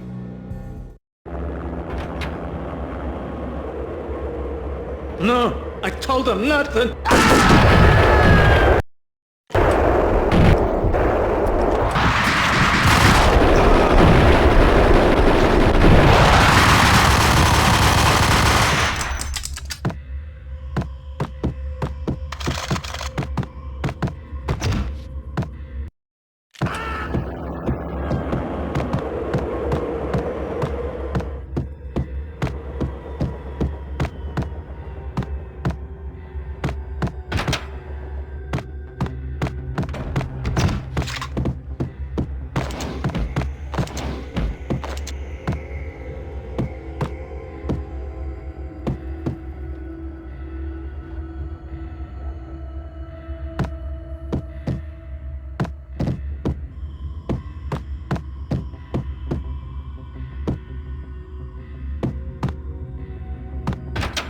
Drop it. Don't move. Game over, Max Payne.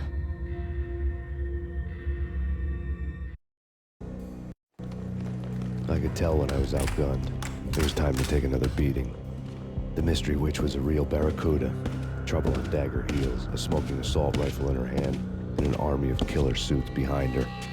How sweet. I get to kill two birds with one stone.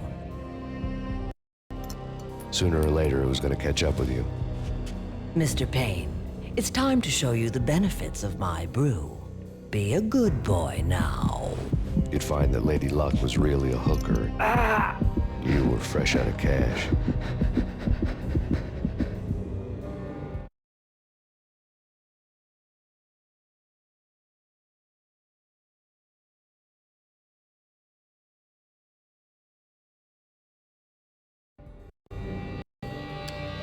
Gentlemen, we're done here. Take me to Cold Steel. She had just given me an OD of Valkyr. I could feel green fire eating my brains. They turned to steam. They did a fade on me. I'd never had a chance. The witch had got me just as sure as if she put a gun to my head and pulled the trigger. The shadows rushed me. Bruised mugshot faces hungry for revenge. They knew my weak spots and closed in for the kill. The floor turned into a vortex of green blood. I fell. The flesh of fallen angels.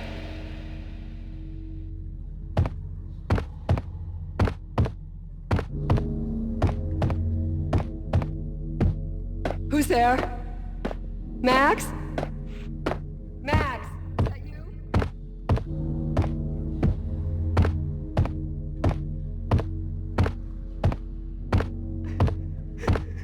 Max? Where are you? Max, please.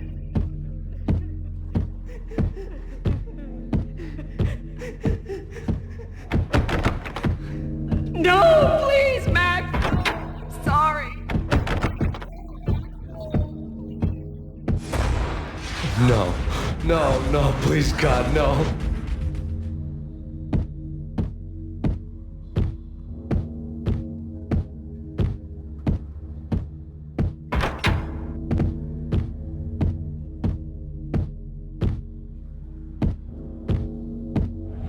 Max? Where are you, Max? Please.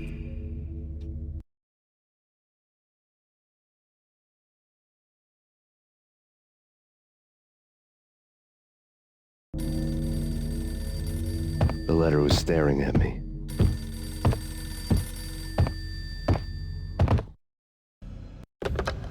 Bartender is shiny stuff, and dreams are made of stooped necromancers. He sings like a banana wrist, having strayed too close to the constellations on their shaved skulls. There was a bad line and a prank call. Someone spouting insane babble. I couldn't make sense of it. But I had an overwhelming sense of deja vu, and the caller's voice sounded oddly familiar.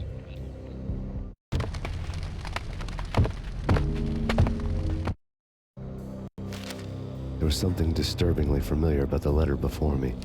The handwriting was all pretty curves. You're in a graphic novel. The truth split my skull open, a glaring green light washing the lies away. All of my past was just fragmented still shots, words hanging in the air like balloons. I was in a graphic novel, funny as hell. It was the most horrible thing I could think of.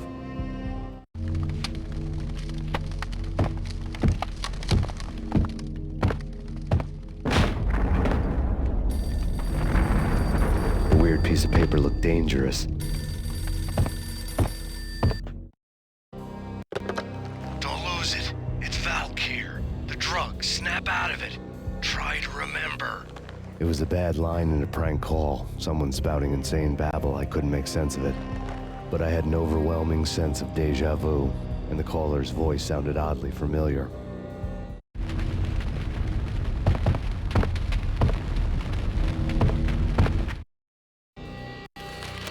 There was something disturbingly familiar about the letter before me. The handwriting was all pretty curves. You're in a computer game, Max.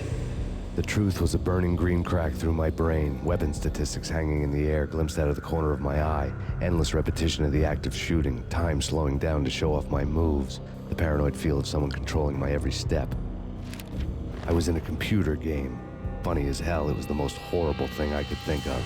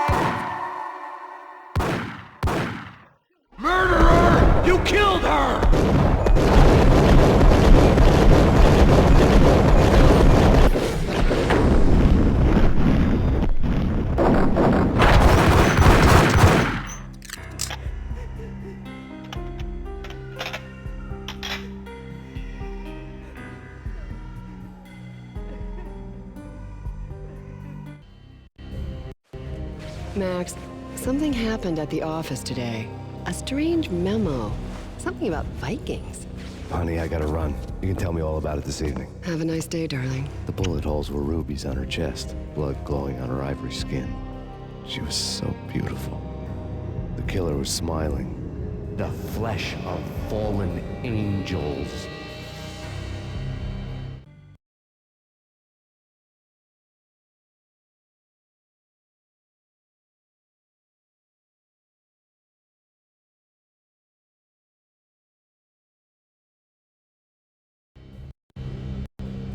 Slowly, the green nightmare faded, leaving dark stains on my soul that would never come off. I felt like flatlining. I was all shook up. I woke up in a cold sweat, sick and tired to the bone, lying in a puddle of my own puke. The hag had said take me to Cold Steel before it had all gone crazy. It was a clue, the only one I had. It took me forever to crawl back to my feet and hit the road, but when I did, I drove straight to Cold Steel Foundry outside the city. There was a whole lot of action around the place for a freezing winter night. Trucks coming and going, men running. I had the drop on the mystery witch. She thought I was dead. I was on her blind side. I was going in. The bad trip had put me in a crazy mood, adrenaline pumping through my aching veins. Staggering on the mill roof in ice and snow and wild wind, I was a ninja. My kung fu was strong. I wasn't kidding anybody. At best, I was Superman on Kryptonite about to fall through a skylight, down to where it was all going down. A half-abandoned industrial area in the middle of nowhere. The factory was a perfect front for any number of illegal activities.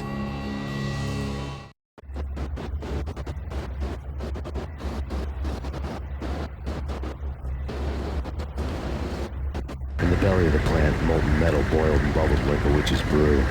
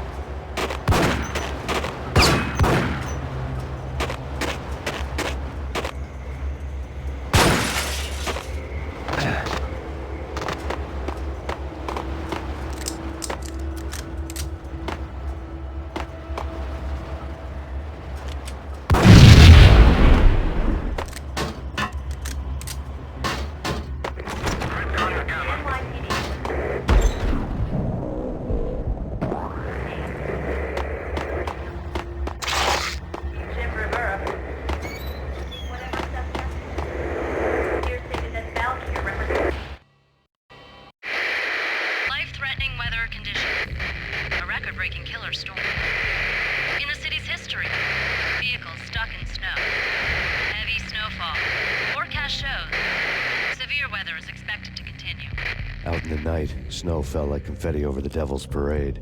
The storm was anything but over.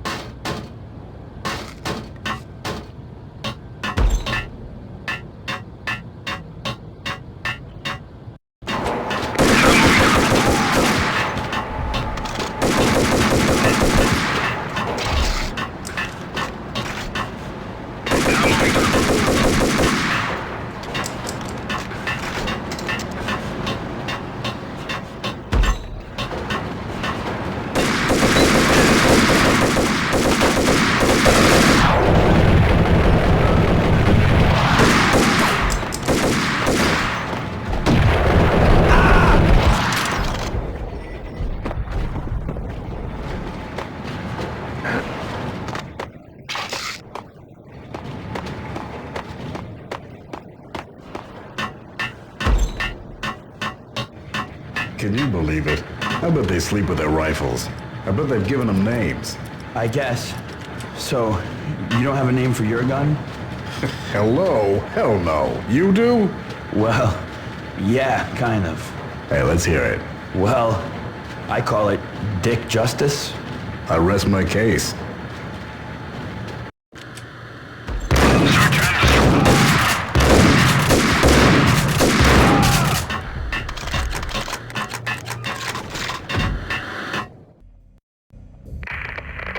Perimeter breached.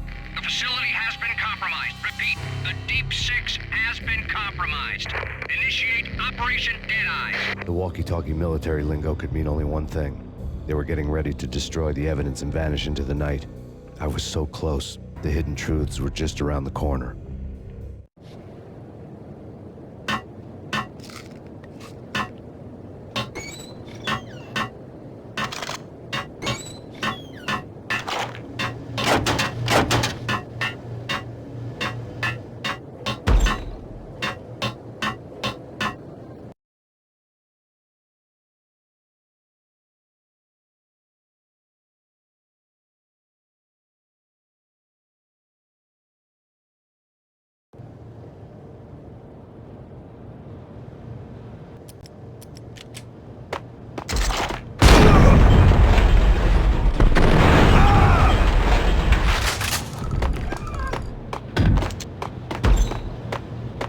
Folder on the table told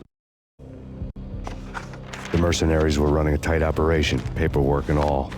Merchandise missing again. A chemist had tried to smuggle it out for his own private party. Locked him up in cell B7 in D6's old test facility to wait for proper processing.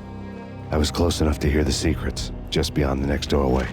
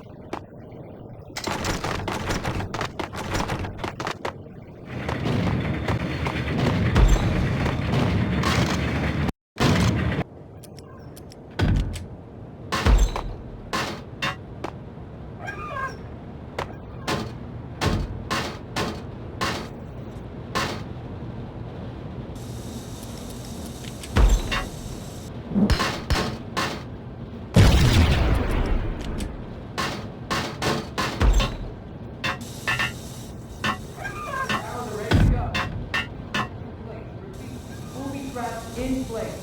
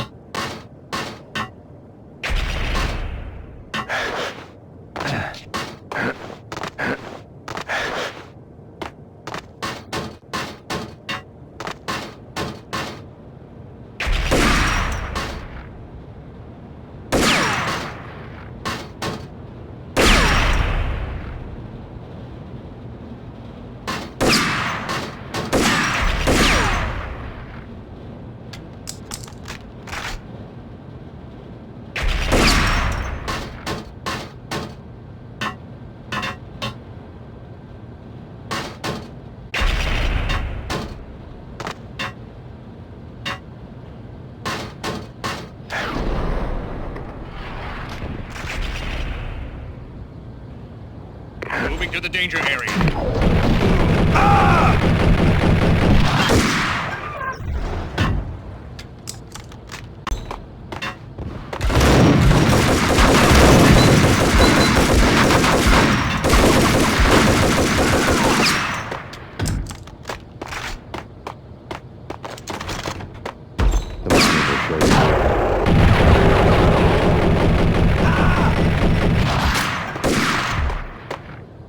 Processing diagrams fill the control room screens, all but one.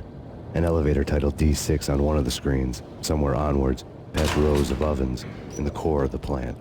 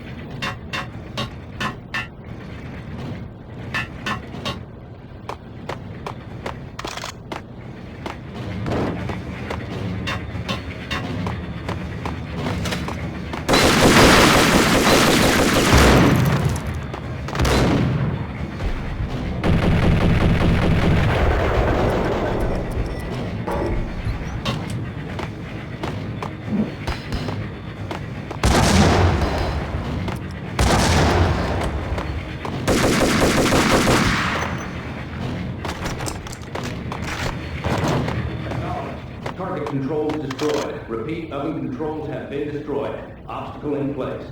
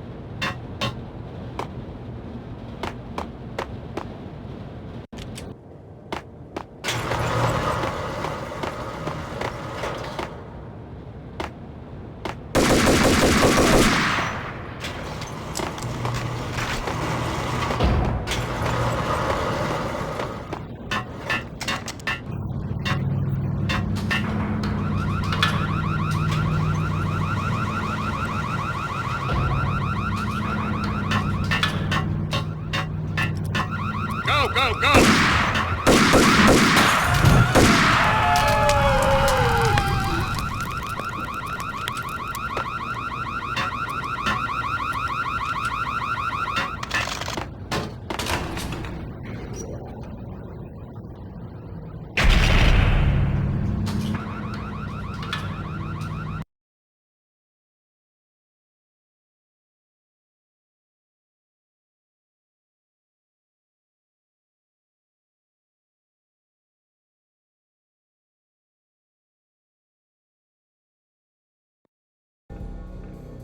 I had taken on the role of the mythic detective, Bogart as Marlowe, or as Sam Spade going after the Maltese Falcon to unravel all the mysteries.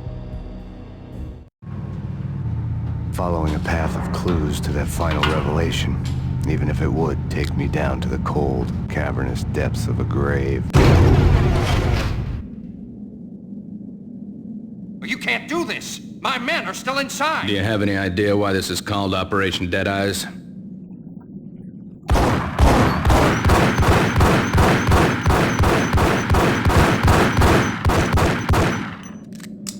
I think he's dead already. Let's do it.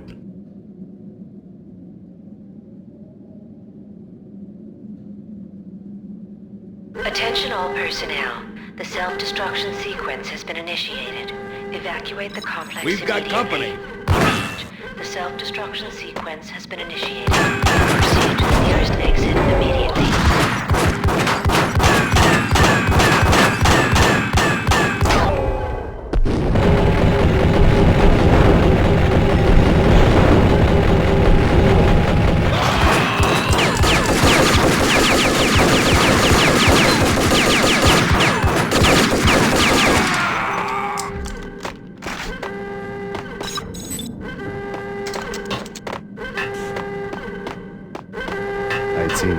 on the floor before. There was an old army bunker under the steel mill. I knew the military plaque on the floor. I had seen 1,000 variations of the insignia on crumbling brick walls everywhere in the city. The sword replaced by a syringe. Project Valhalla, V for Valkyr, V for Valhalla. All of a sudden it read like a crackpot conspiracy theory.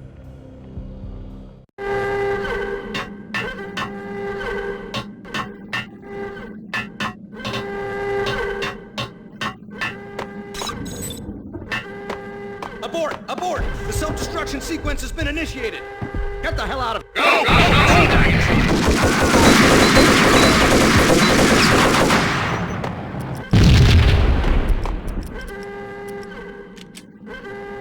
Attention all personnel. The self-destruction sequence has been initiated. Proceed...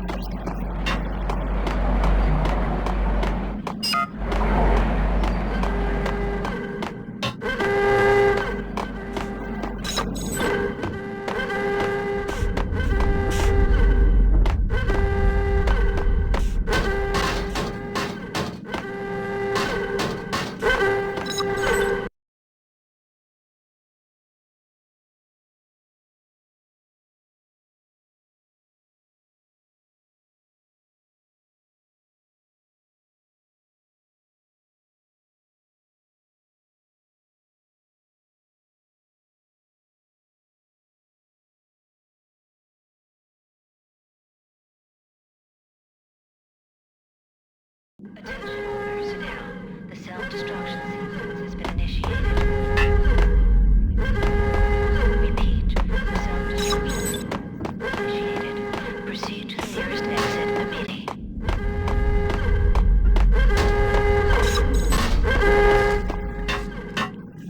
Decontamination in progress. Decontamination completed.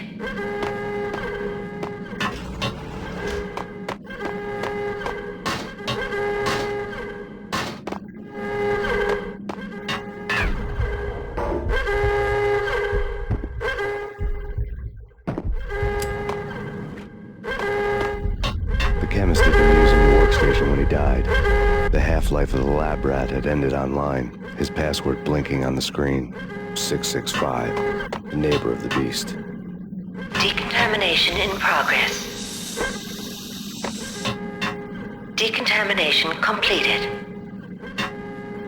Attention all personnel. The self-destruction sequence has been initiated. Proceed to the nearest exit immediately. Decontamination in progress. Completed.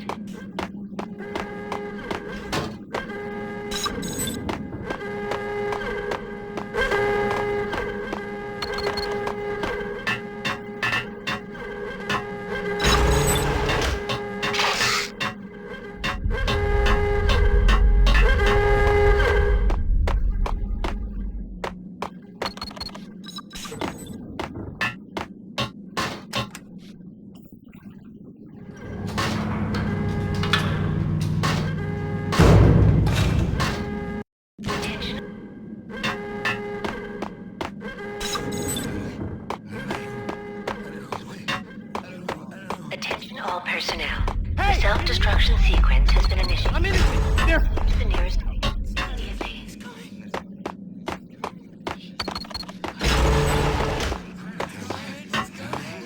Hey!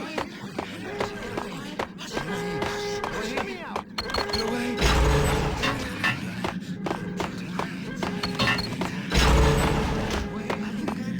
Hey! In here! Hey! Get me out of here! I'm innocent! Thanks! I thought I was gonna die in there for sure. I need you to get me through the decontamination chamber airlock. You're crazy! No way! The place is blowing up, for Christ's sake! Either that or back to the cell. Your choice. Okay, okay!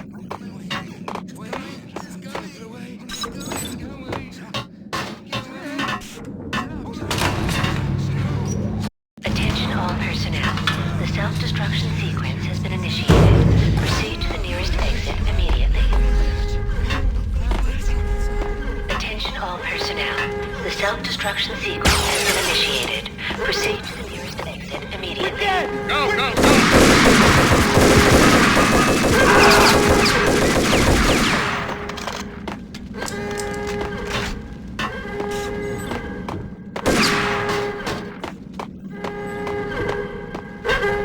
Get in!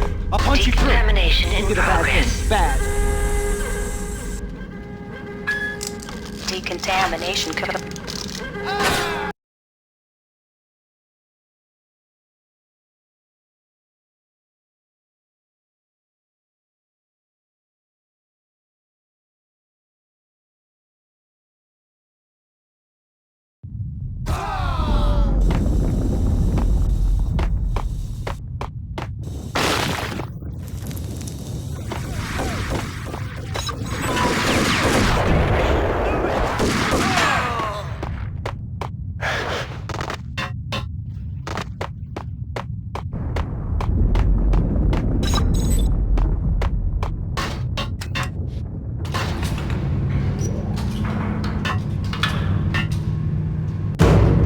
I was caught in the middle of the deadly web that was the Valkyr case.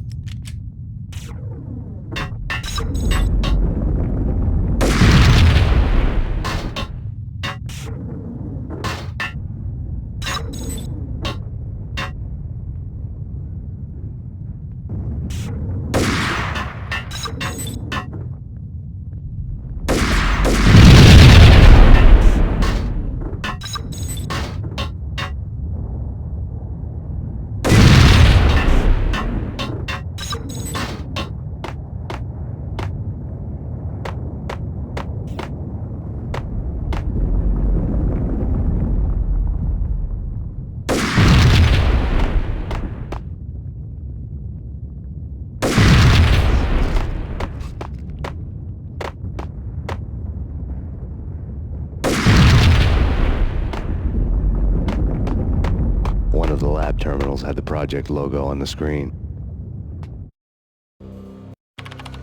Top secret. Project Valhalla. U.S. Army. Yggdrasil Network. Valhalla, the otherworldly place in Norse mythology where the bravest heroes spent their afterlife feasting and fighting forever, their wounds miraculously healed night after night. Valkyr, the maidens who chose the most courageous Viking warriors and carried them to Valhalla. 1991. The research objective is to create a chemical substance to enhance the stamina and morale of infantry troops. 1995. Results unsatisfactory. Project canceled. Someone had decided to continue the sick experiment unauthorized. Project compromised. Data leak. Fix the damage by any means necessary. Security clearance red. Authorized by the project lead. Field test. Double the dosage for all the remaining test subjects. Observe and record the subject's behavior in an urban setting. The drop-off point was my old address in New Jersey. The file dated 3 years ago. Just when you thought you had reached the deepest depths of horror, it suddenly got worse. How to turn off that small voice inside your head that started to whisper that you should be glad that now, if not before, your revenge was justifiable on any conceivable moral scale. That small voice proved, beyond any doubt, that I was damned. The dagger-heeled woman had come and gone a long time ago. There was nothing more for me here. The bunker's name was acting as a self-fulfilling prophecy.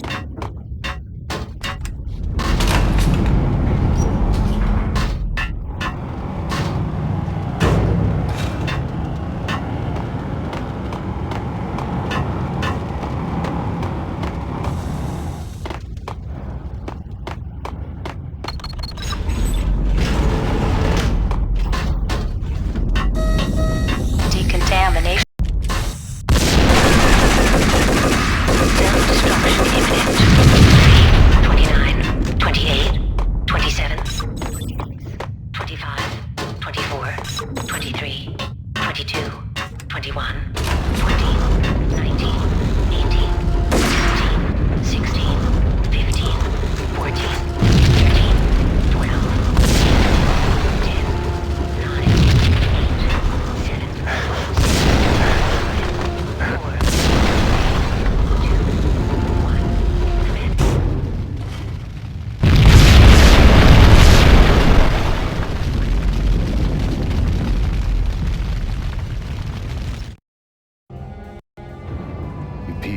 jigsaw, and the final picture is you finishing that same puzzle. A mad, green-eyed killer standing behind you. An urban legend come true. The Project Valhalla test subjects had been the mad junkies who had murdered my loved ones. The rest was simple body count math. It all pointed to her. Ms. Valkyr. The factory went up in a fiery inferno behind me. All my leads were dead, turned to smoke and dust. I had lost my way. I hadn't slept in a million years.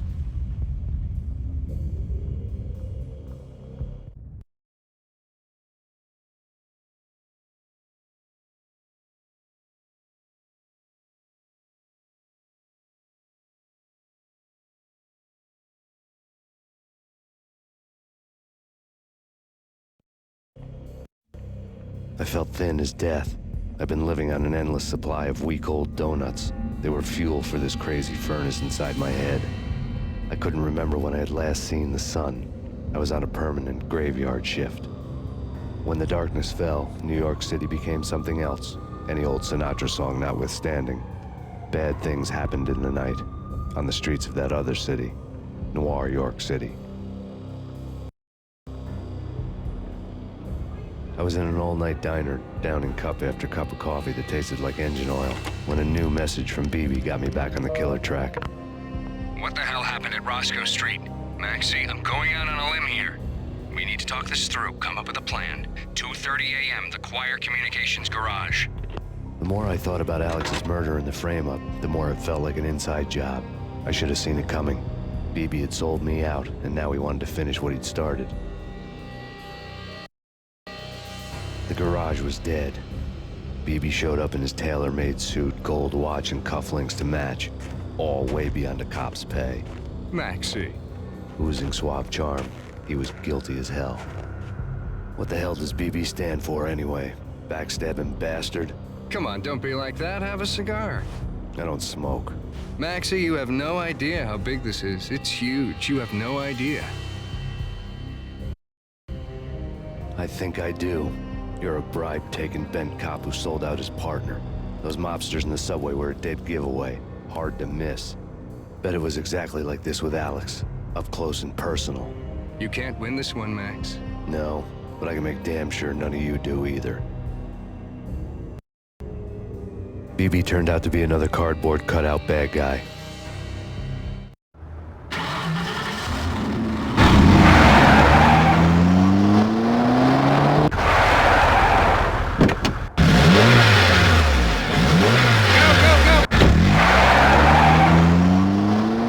Bad cop on the take. A cowardly right-hand man fleeing from the scene, leaving his paid thugs to do his dirty work.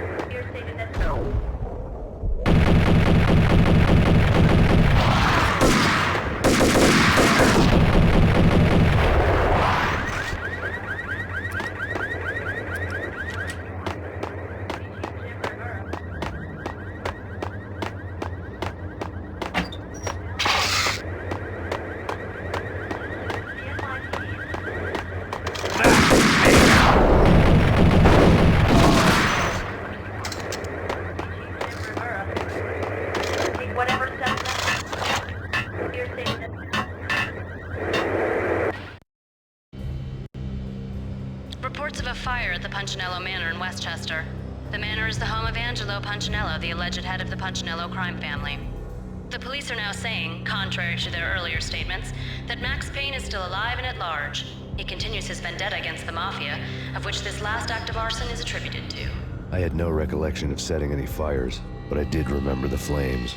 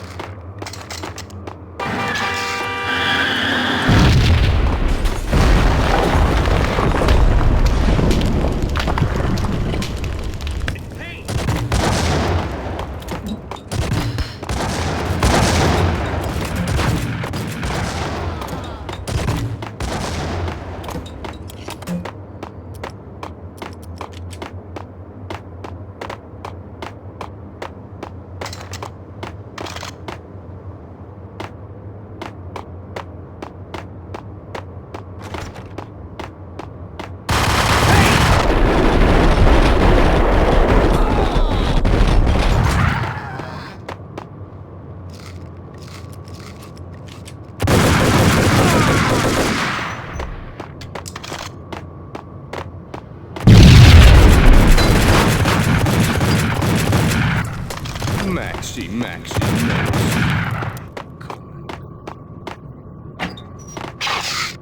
You know, I really hate people who refuse to see the inevitable.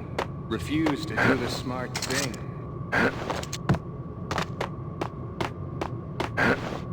No, I must do the right thing.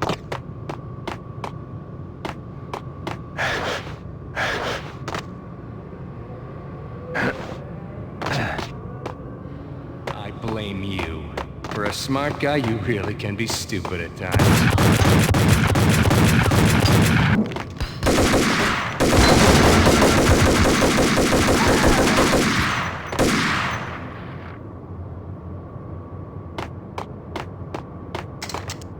The payphone started to ring.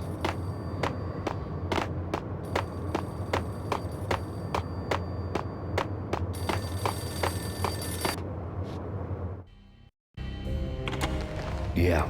Max Payne, Whatever does it for you. this is Alfred Woden. I can give you the name of your enemy. Come to the Asgard building presently. We are expecting you.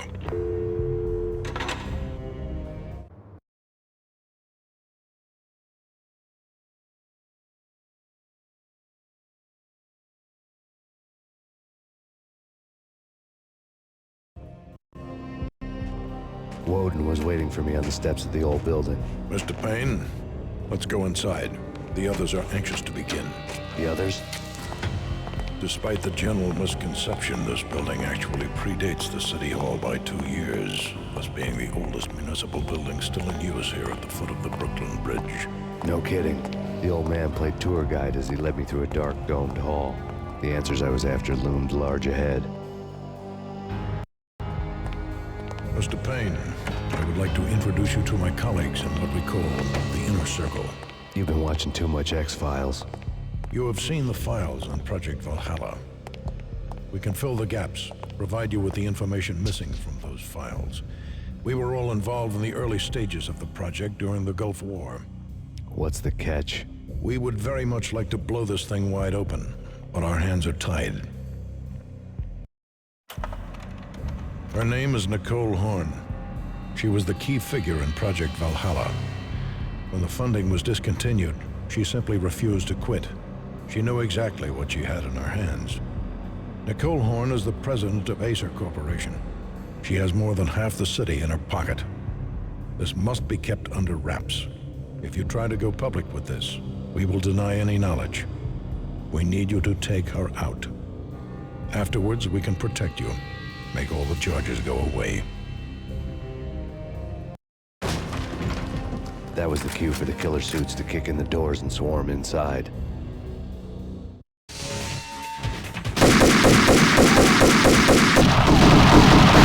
was an impressive floor show, but I decided to leave early anyway. It was only a one-story fall.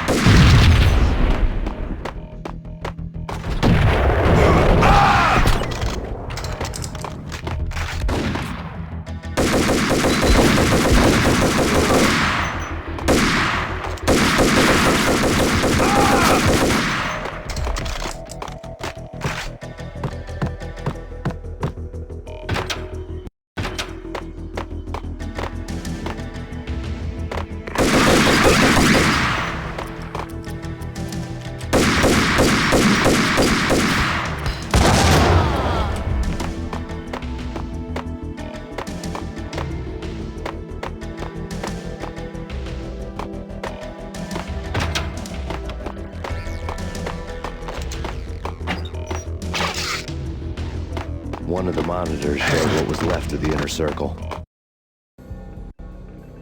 On screen, the so-called corpse of Alfred Woden stood up, miraculously waking from his dirt nap, looking smug among his dead pals. In the land of the blind, the one-eyed man is king. I didn't know how he'd pulled it off, but it was a pretty slick way to get out of all his promises. Most of what he had said fit too well to be a load of crap.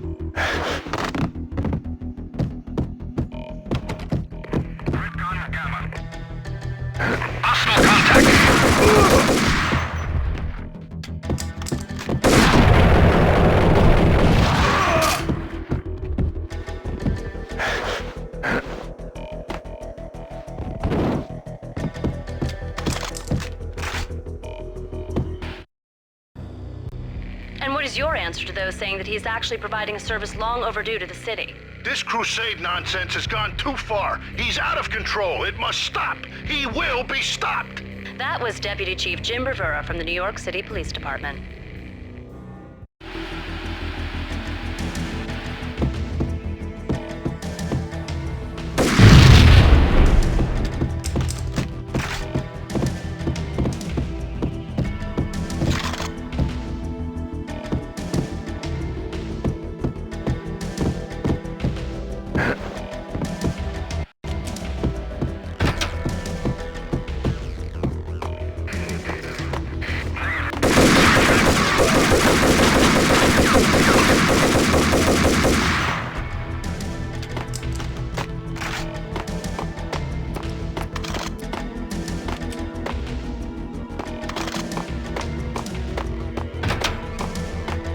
A videotape lay on the desk.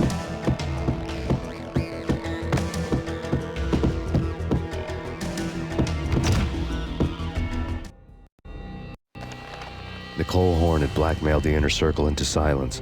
The tape came with a curt extortion note on a piece of expensive paper. I remembered Candy Dawn taping her clients in action on the side, selling the tapes to the highest bidder. I was sure that kinky sex was nowhere near Alfred Woden's worst sin, but I had a feeling that when this was over, any collateral would come in handy.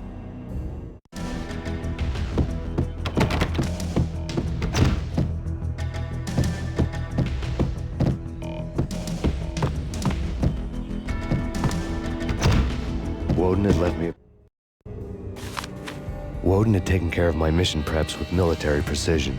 The critical areas in the Acer Corporation headquarters blueprints were circled in red. The president's office was at the top of the building, right below her penthouse suite. The elevators were controlled by a security computer, part of the mainframe located underground below the building. The high-rise was sealed as tight as a sci-fi fortress.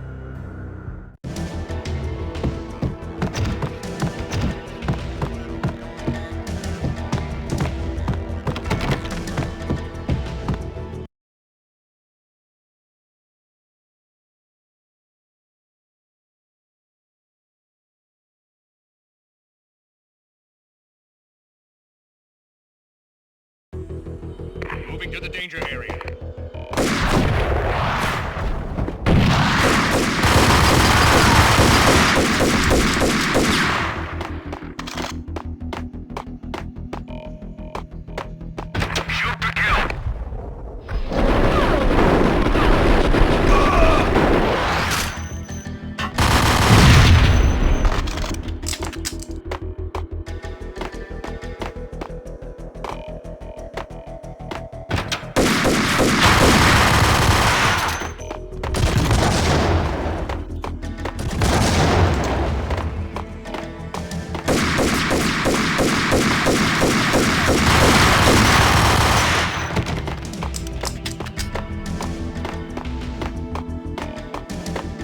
Best movie ending ever? Gotta be Butch Cassidy and the... Hey!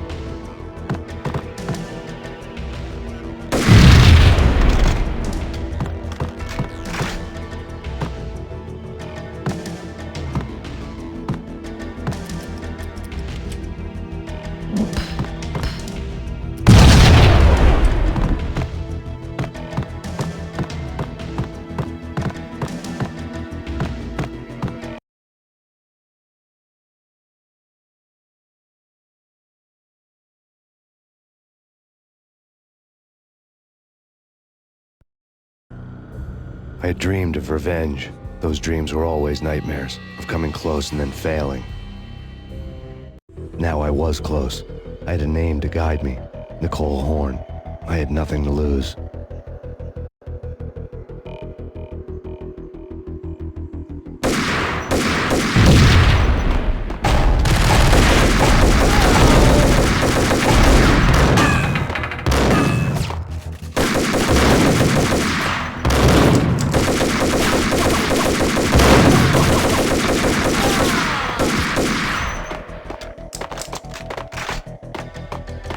The Inner Circle had quite a track record.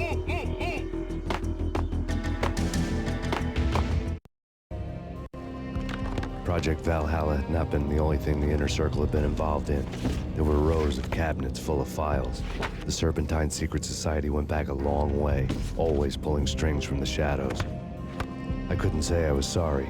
Woden's move in some Byzantine power game had cut the Circle's membership roster to 1. The old man wanted me on cleanup duty. It was my mess, too.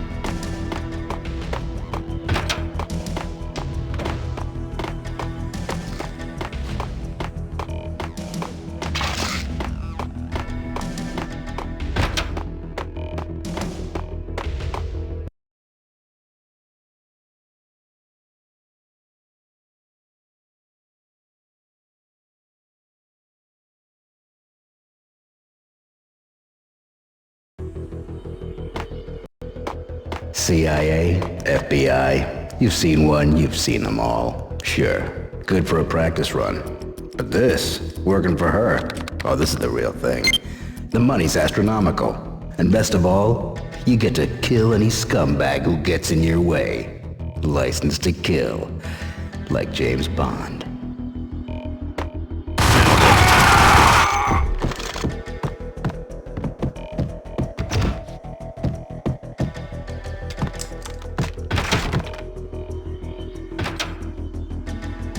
Take him down. Shoot to kill. Let's finish this.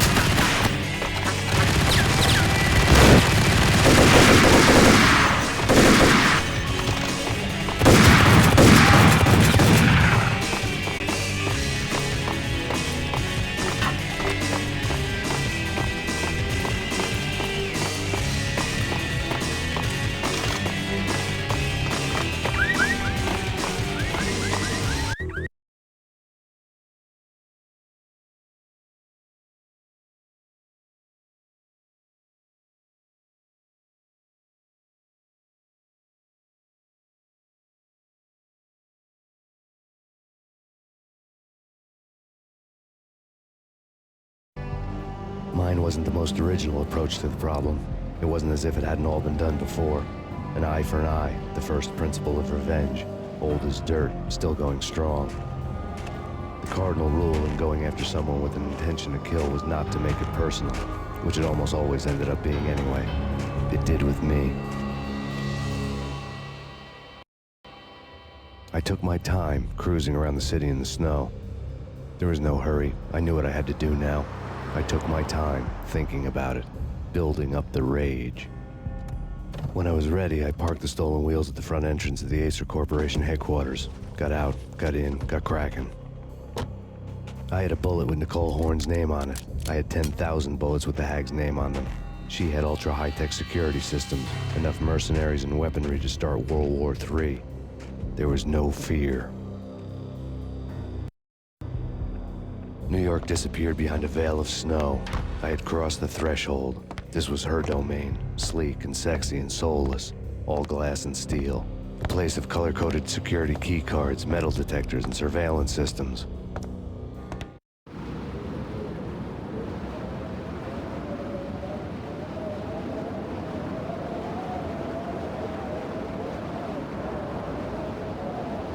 Colder than a walk-in fridge. Cold as a gun.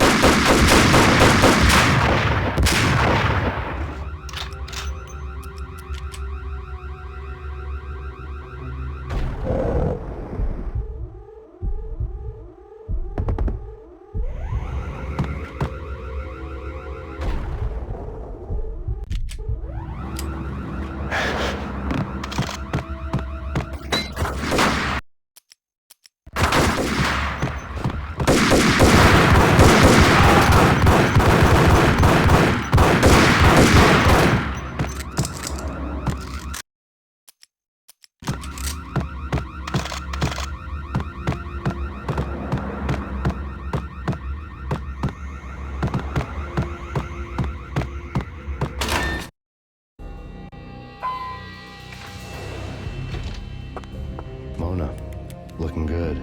Max, we gotta stop meeting like this. It will be a cold day in hell before I let a narc cop stop me. Miss Sachs, do your job. Relax, Max. You're a nice guy. I don't kill nice guys. You're not bad yourself. It was different when Horn wanted Punchinello dead. To cut her ties to the Mafia, he deserved to die. The same goes with her. She's the bad guy here. Her sister was whispering to her in my favor. I knew the appetites of ghosts intimately. They hungered for revenge.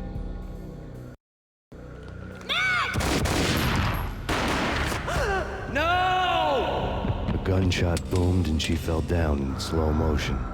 She was a nice girl, not really a stone-cold killer.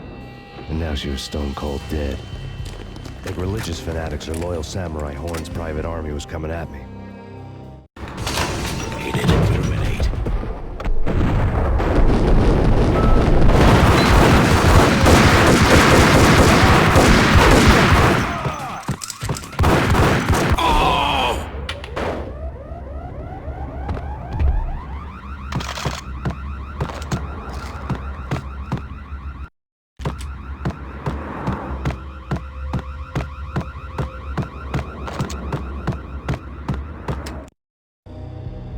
When the elevator came back down, Mona was gone. There was a lot of blood, but no body.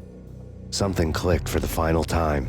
My mind had never been so clear, as if somewhere high above the storm clouds were already gone, cold stars blazing from the black skies.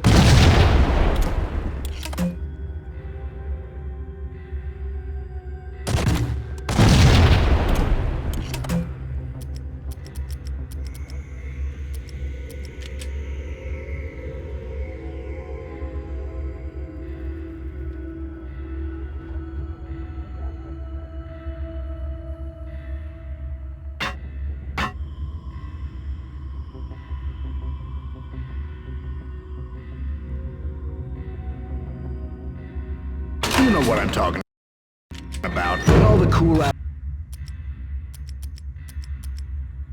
Yo!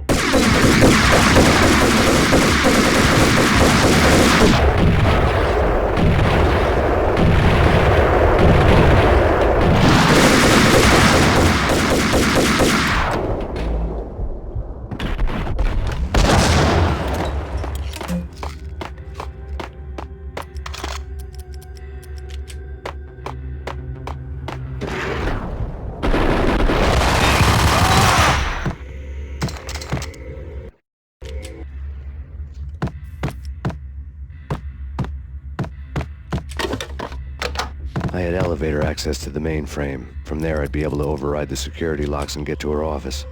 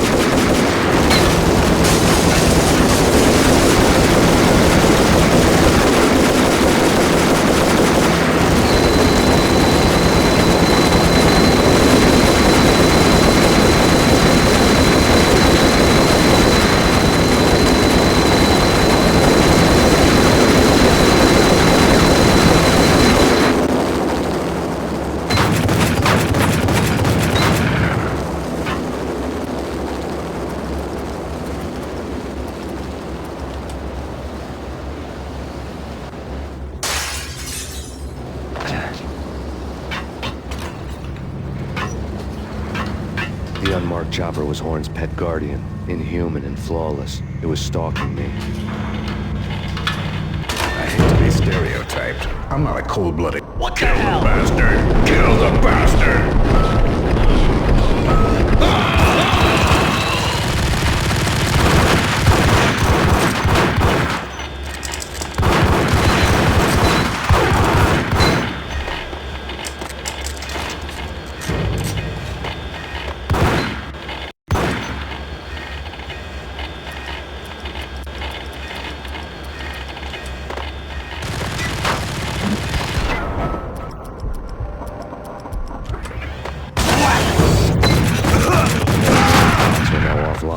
All bets were off. The elevator would take me all the way up.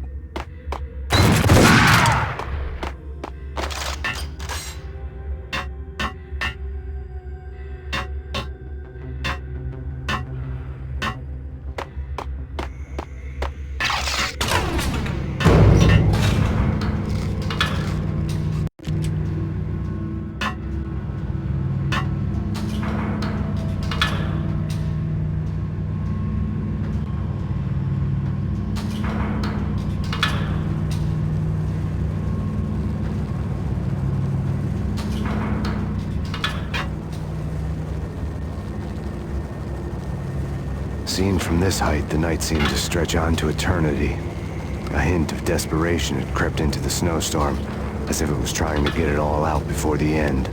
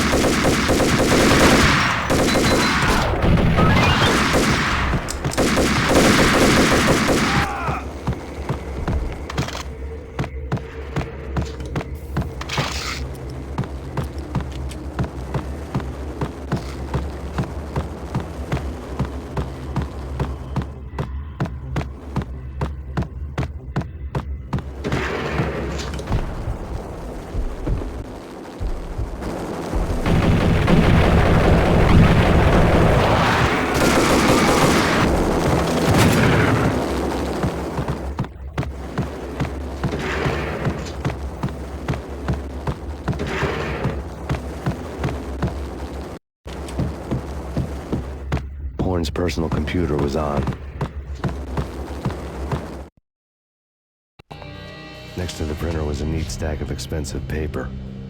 Hacking through Horn's computer would have unearthed files of criminal plans, strategies for world domination, spy helicopter reports, illegal wiretap recordings, internet porno, all of the above.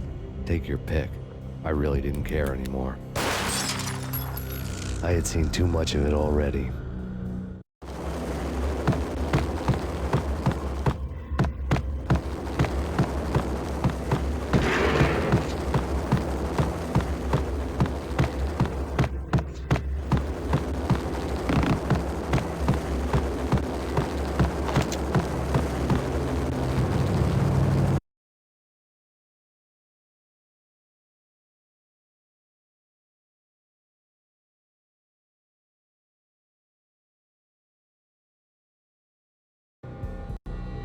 Valkyr had been meant to be a white-winged maiden that would lift you to a warrior's heaven, but it turned out to be a one-way demon ride to hell.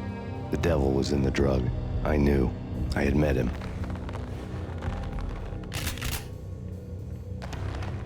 And now I was gonna kill her. The queen of the underworld who had tried to lift herself a bit closer to heaven with her drug money. No begging, no bribes. She knew better. Honor among killers. We who were about to die. Both of us knew how this would end, in pain and suffering.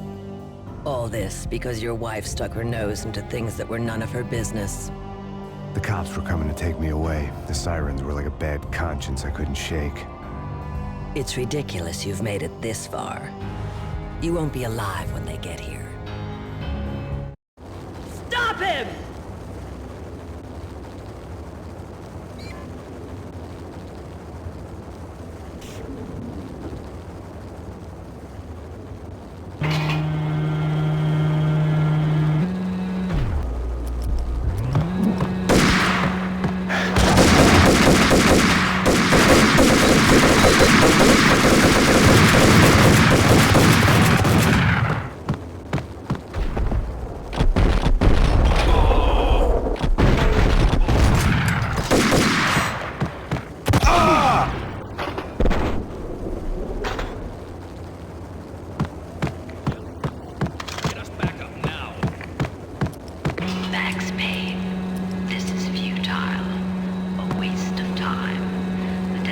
wife and daughter were necessary.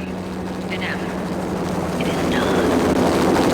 You cannot bring them back. Nothing you do will make it any better.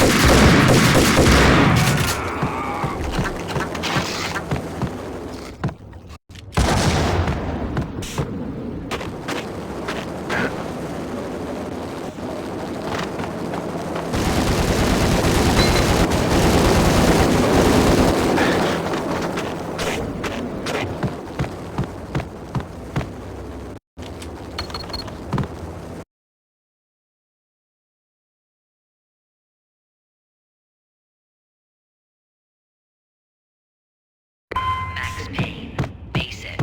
You are up against an unbeatable force. You have already lost. You have lost. Only death will set you free. Send us assistance. Surrender. Give up.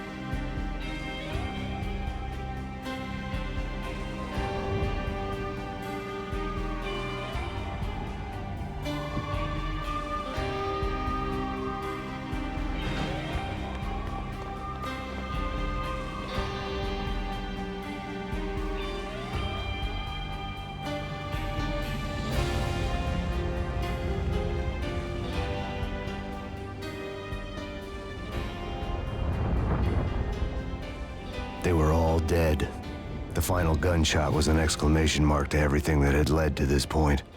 I released my finger from the trigger.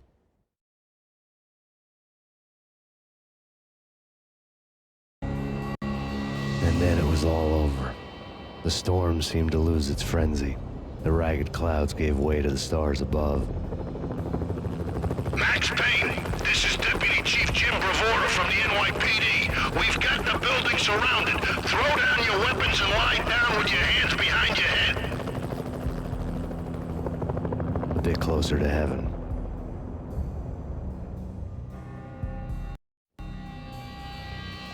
The cops' voices were distant and muted. Freeze! NYPD! Hold it right there! My ghosts released me from their haunting. Down below, New York City glittered like diamonds on black velvet. You gave us one hell of a ride. Take him down to Central Booking. You heard the man. Woden was there in the crowd, standing by the sidelines. It wouldn't be over till the man with the patch would say so. He'd say the right words. I knew he would. He'd better. Woden grinned smugly. It was the grin of a winner. That made two of us.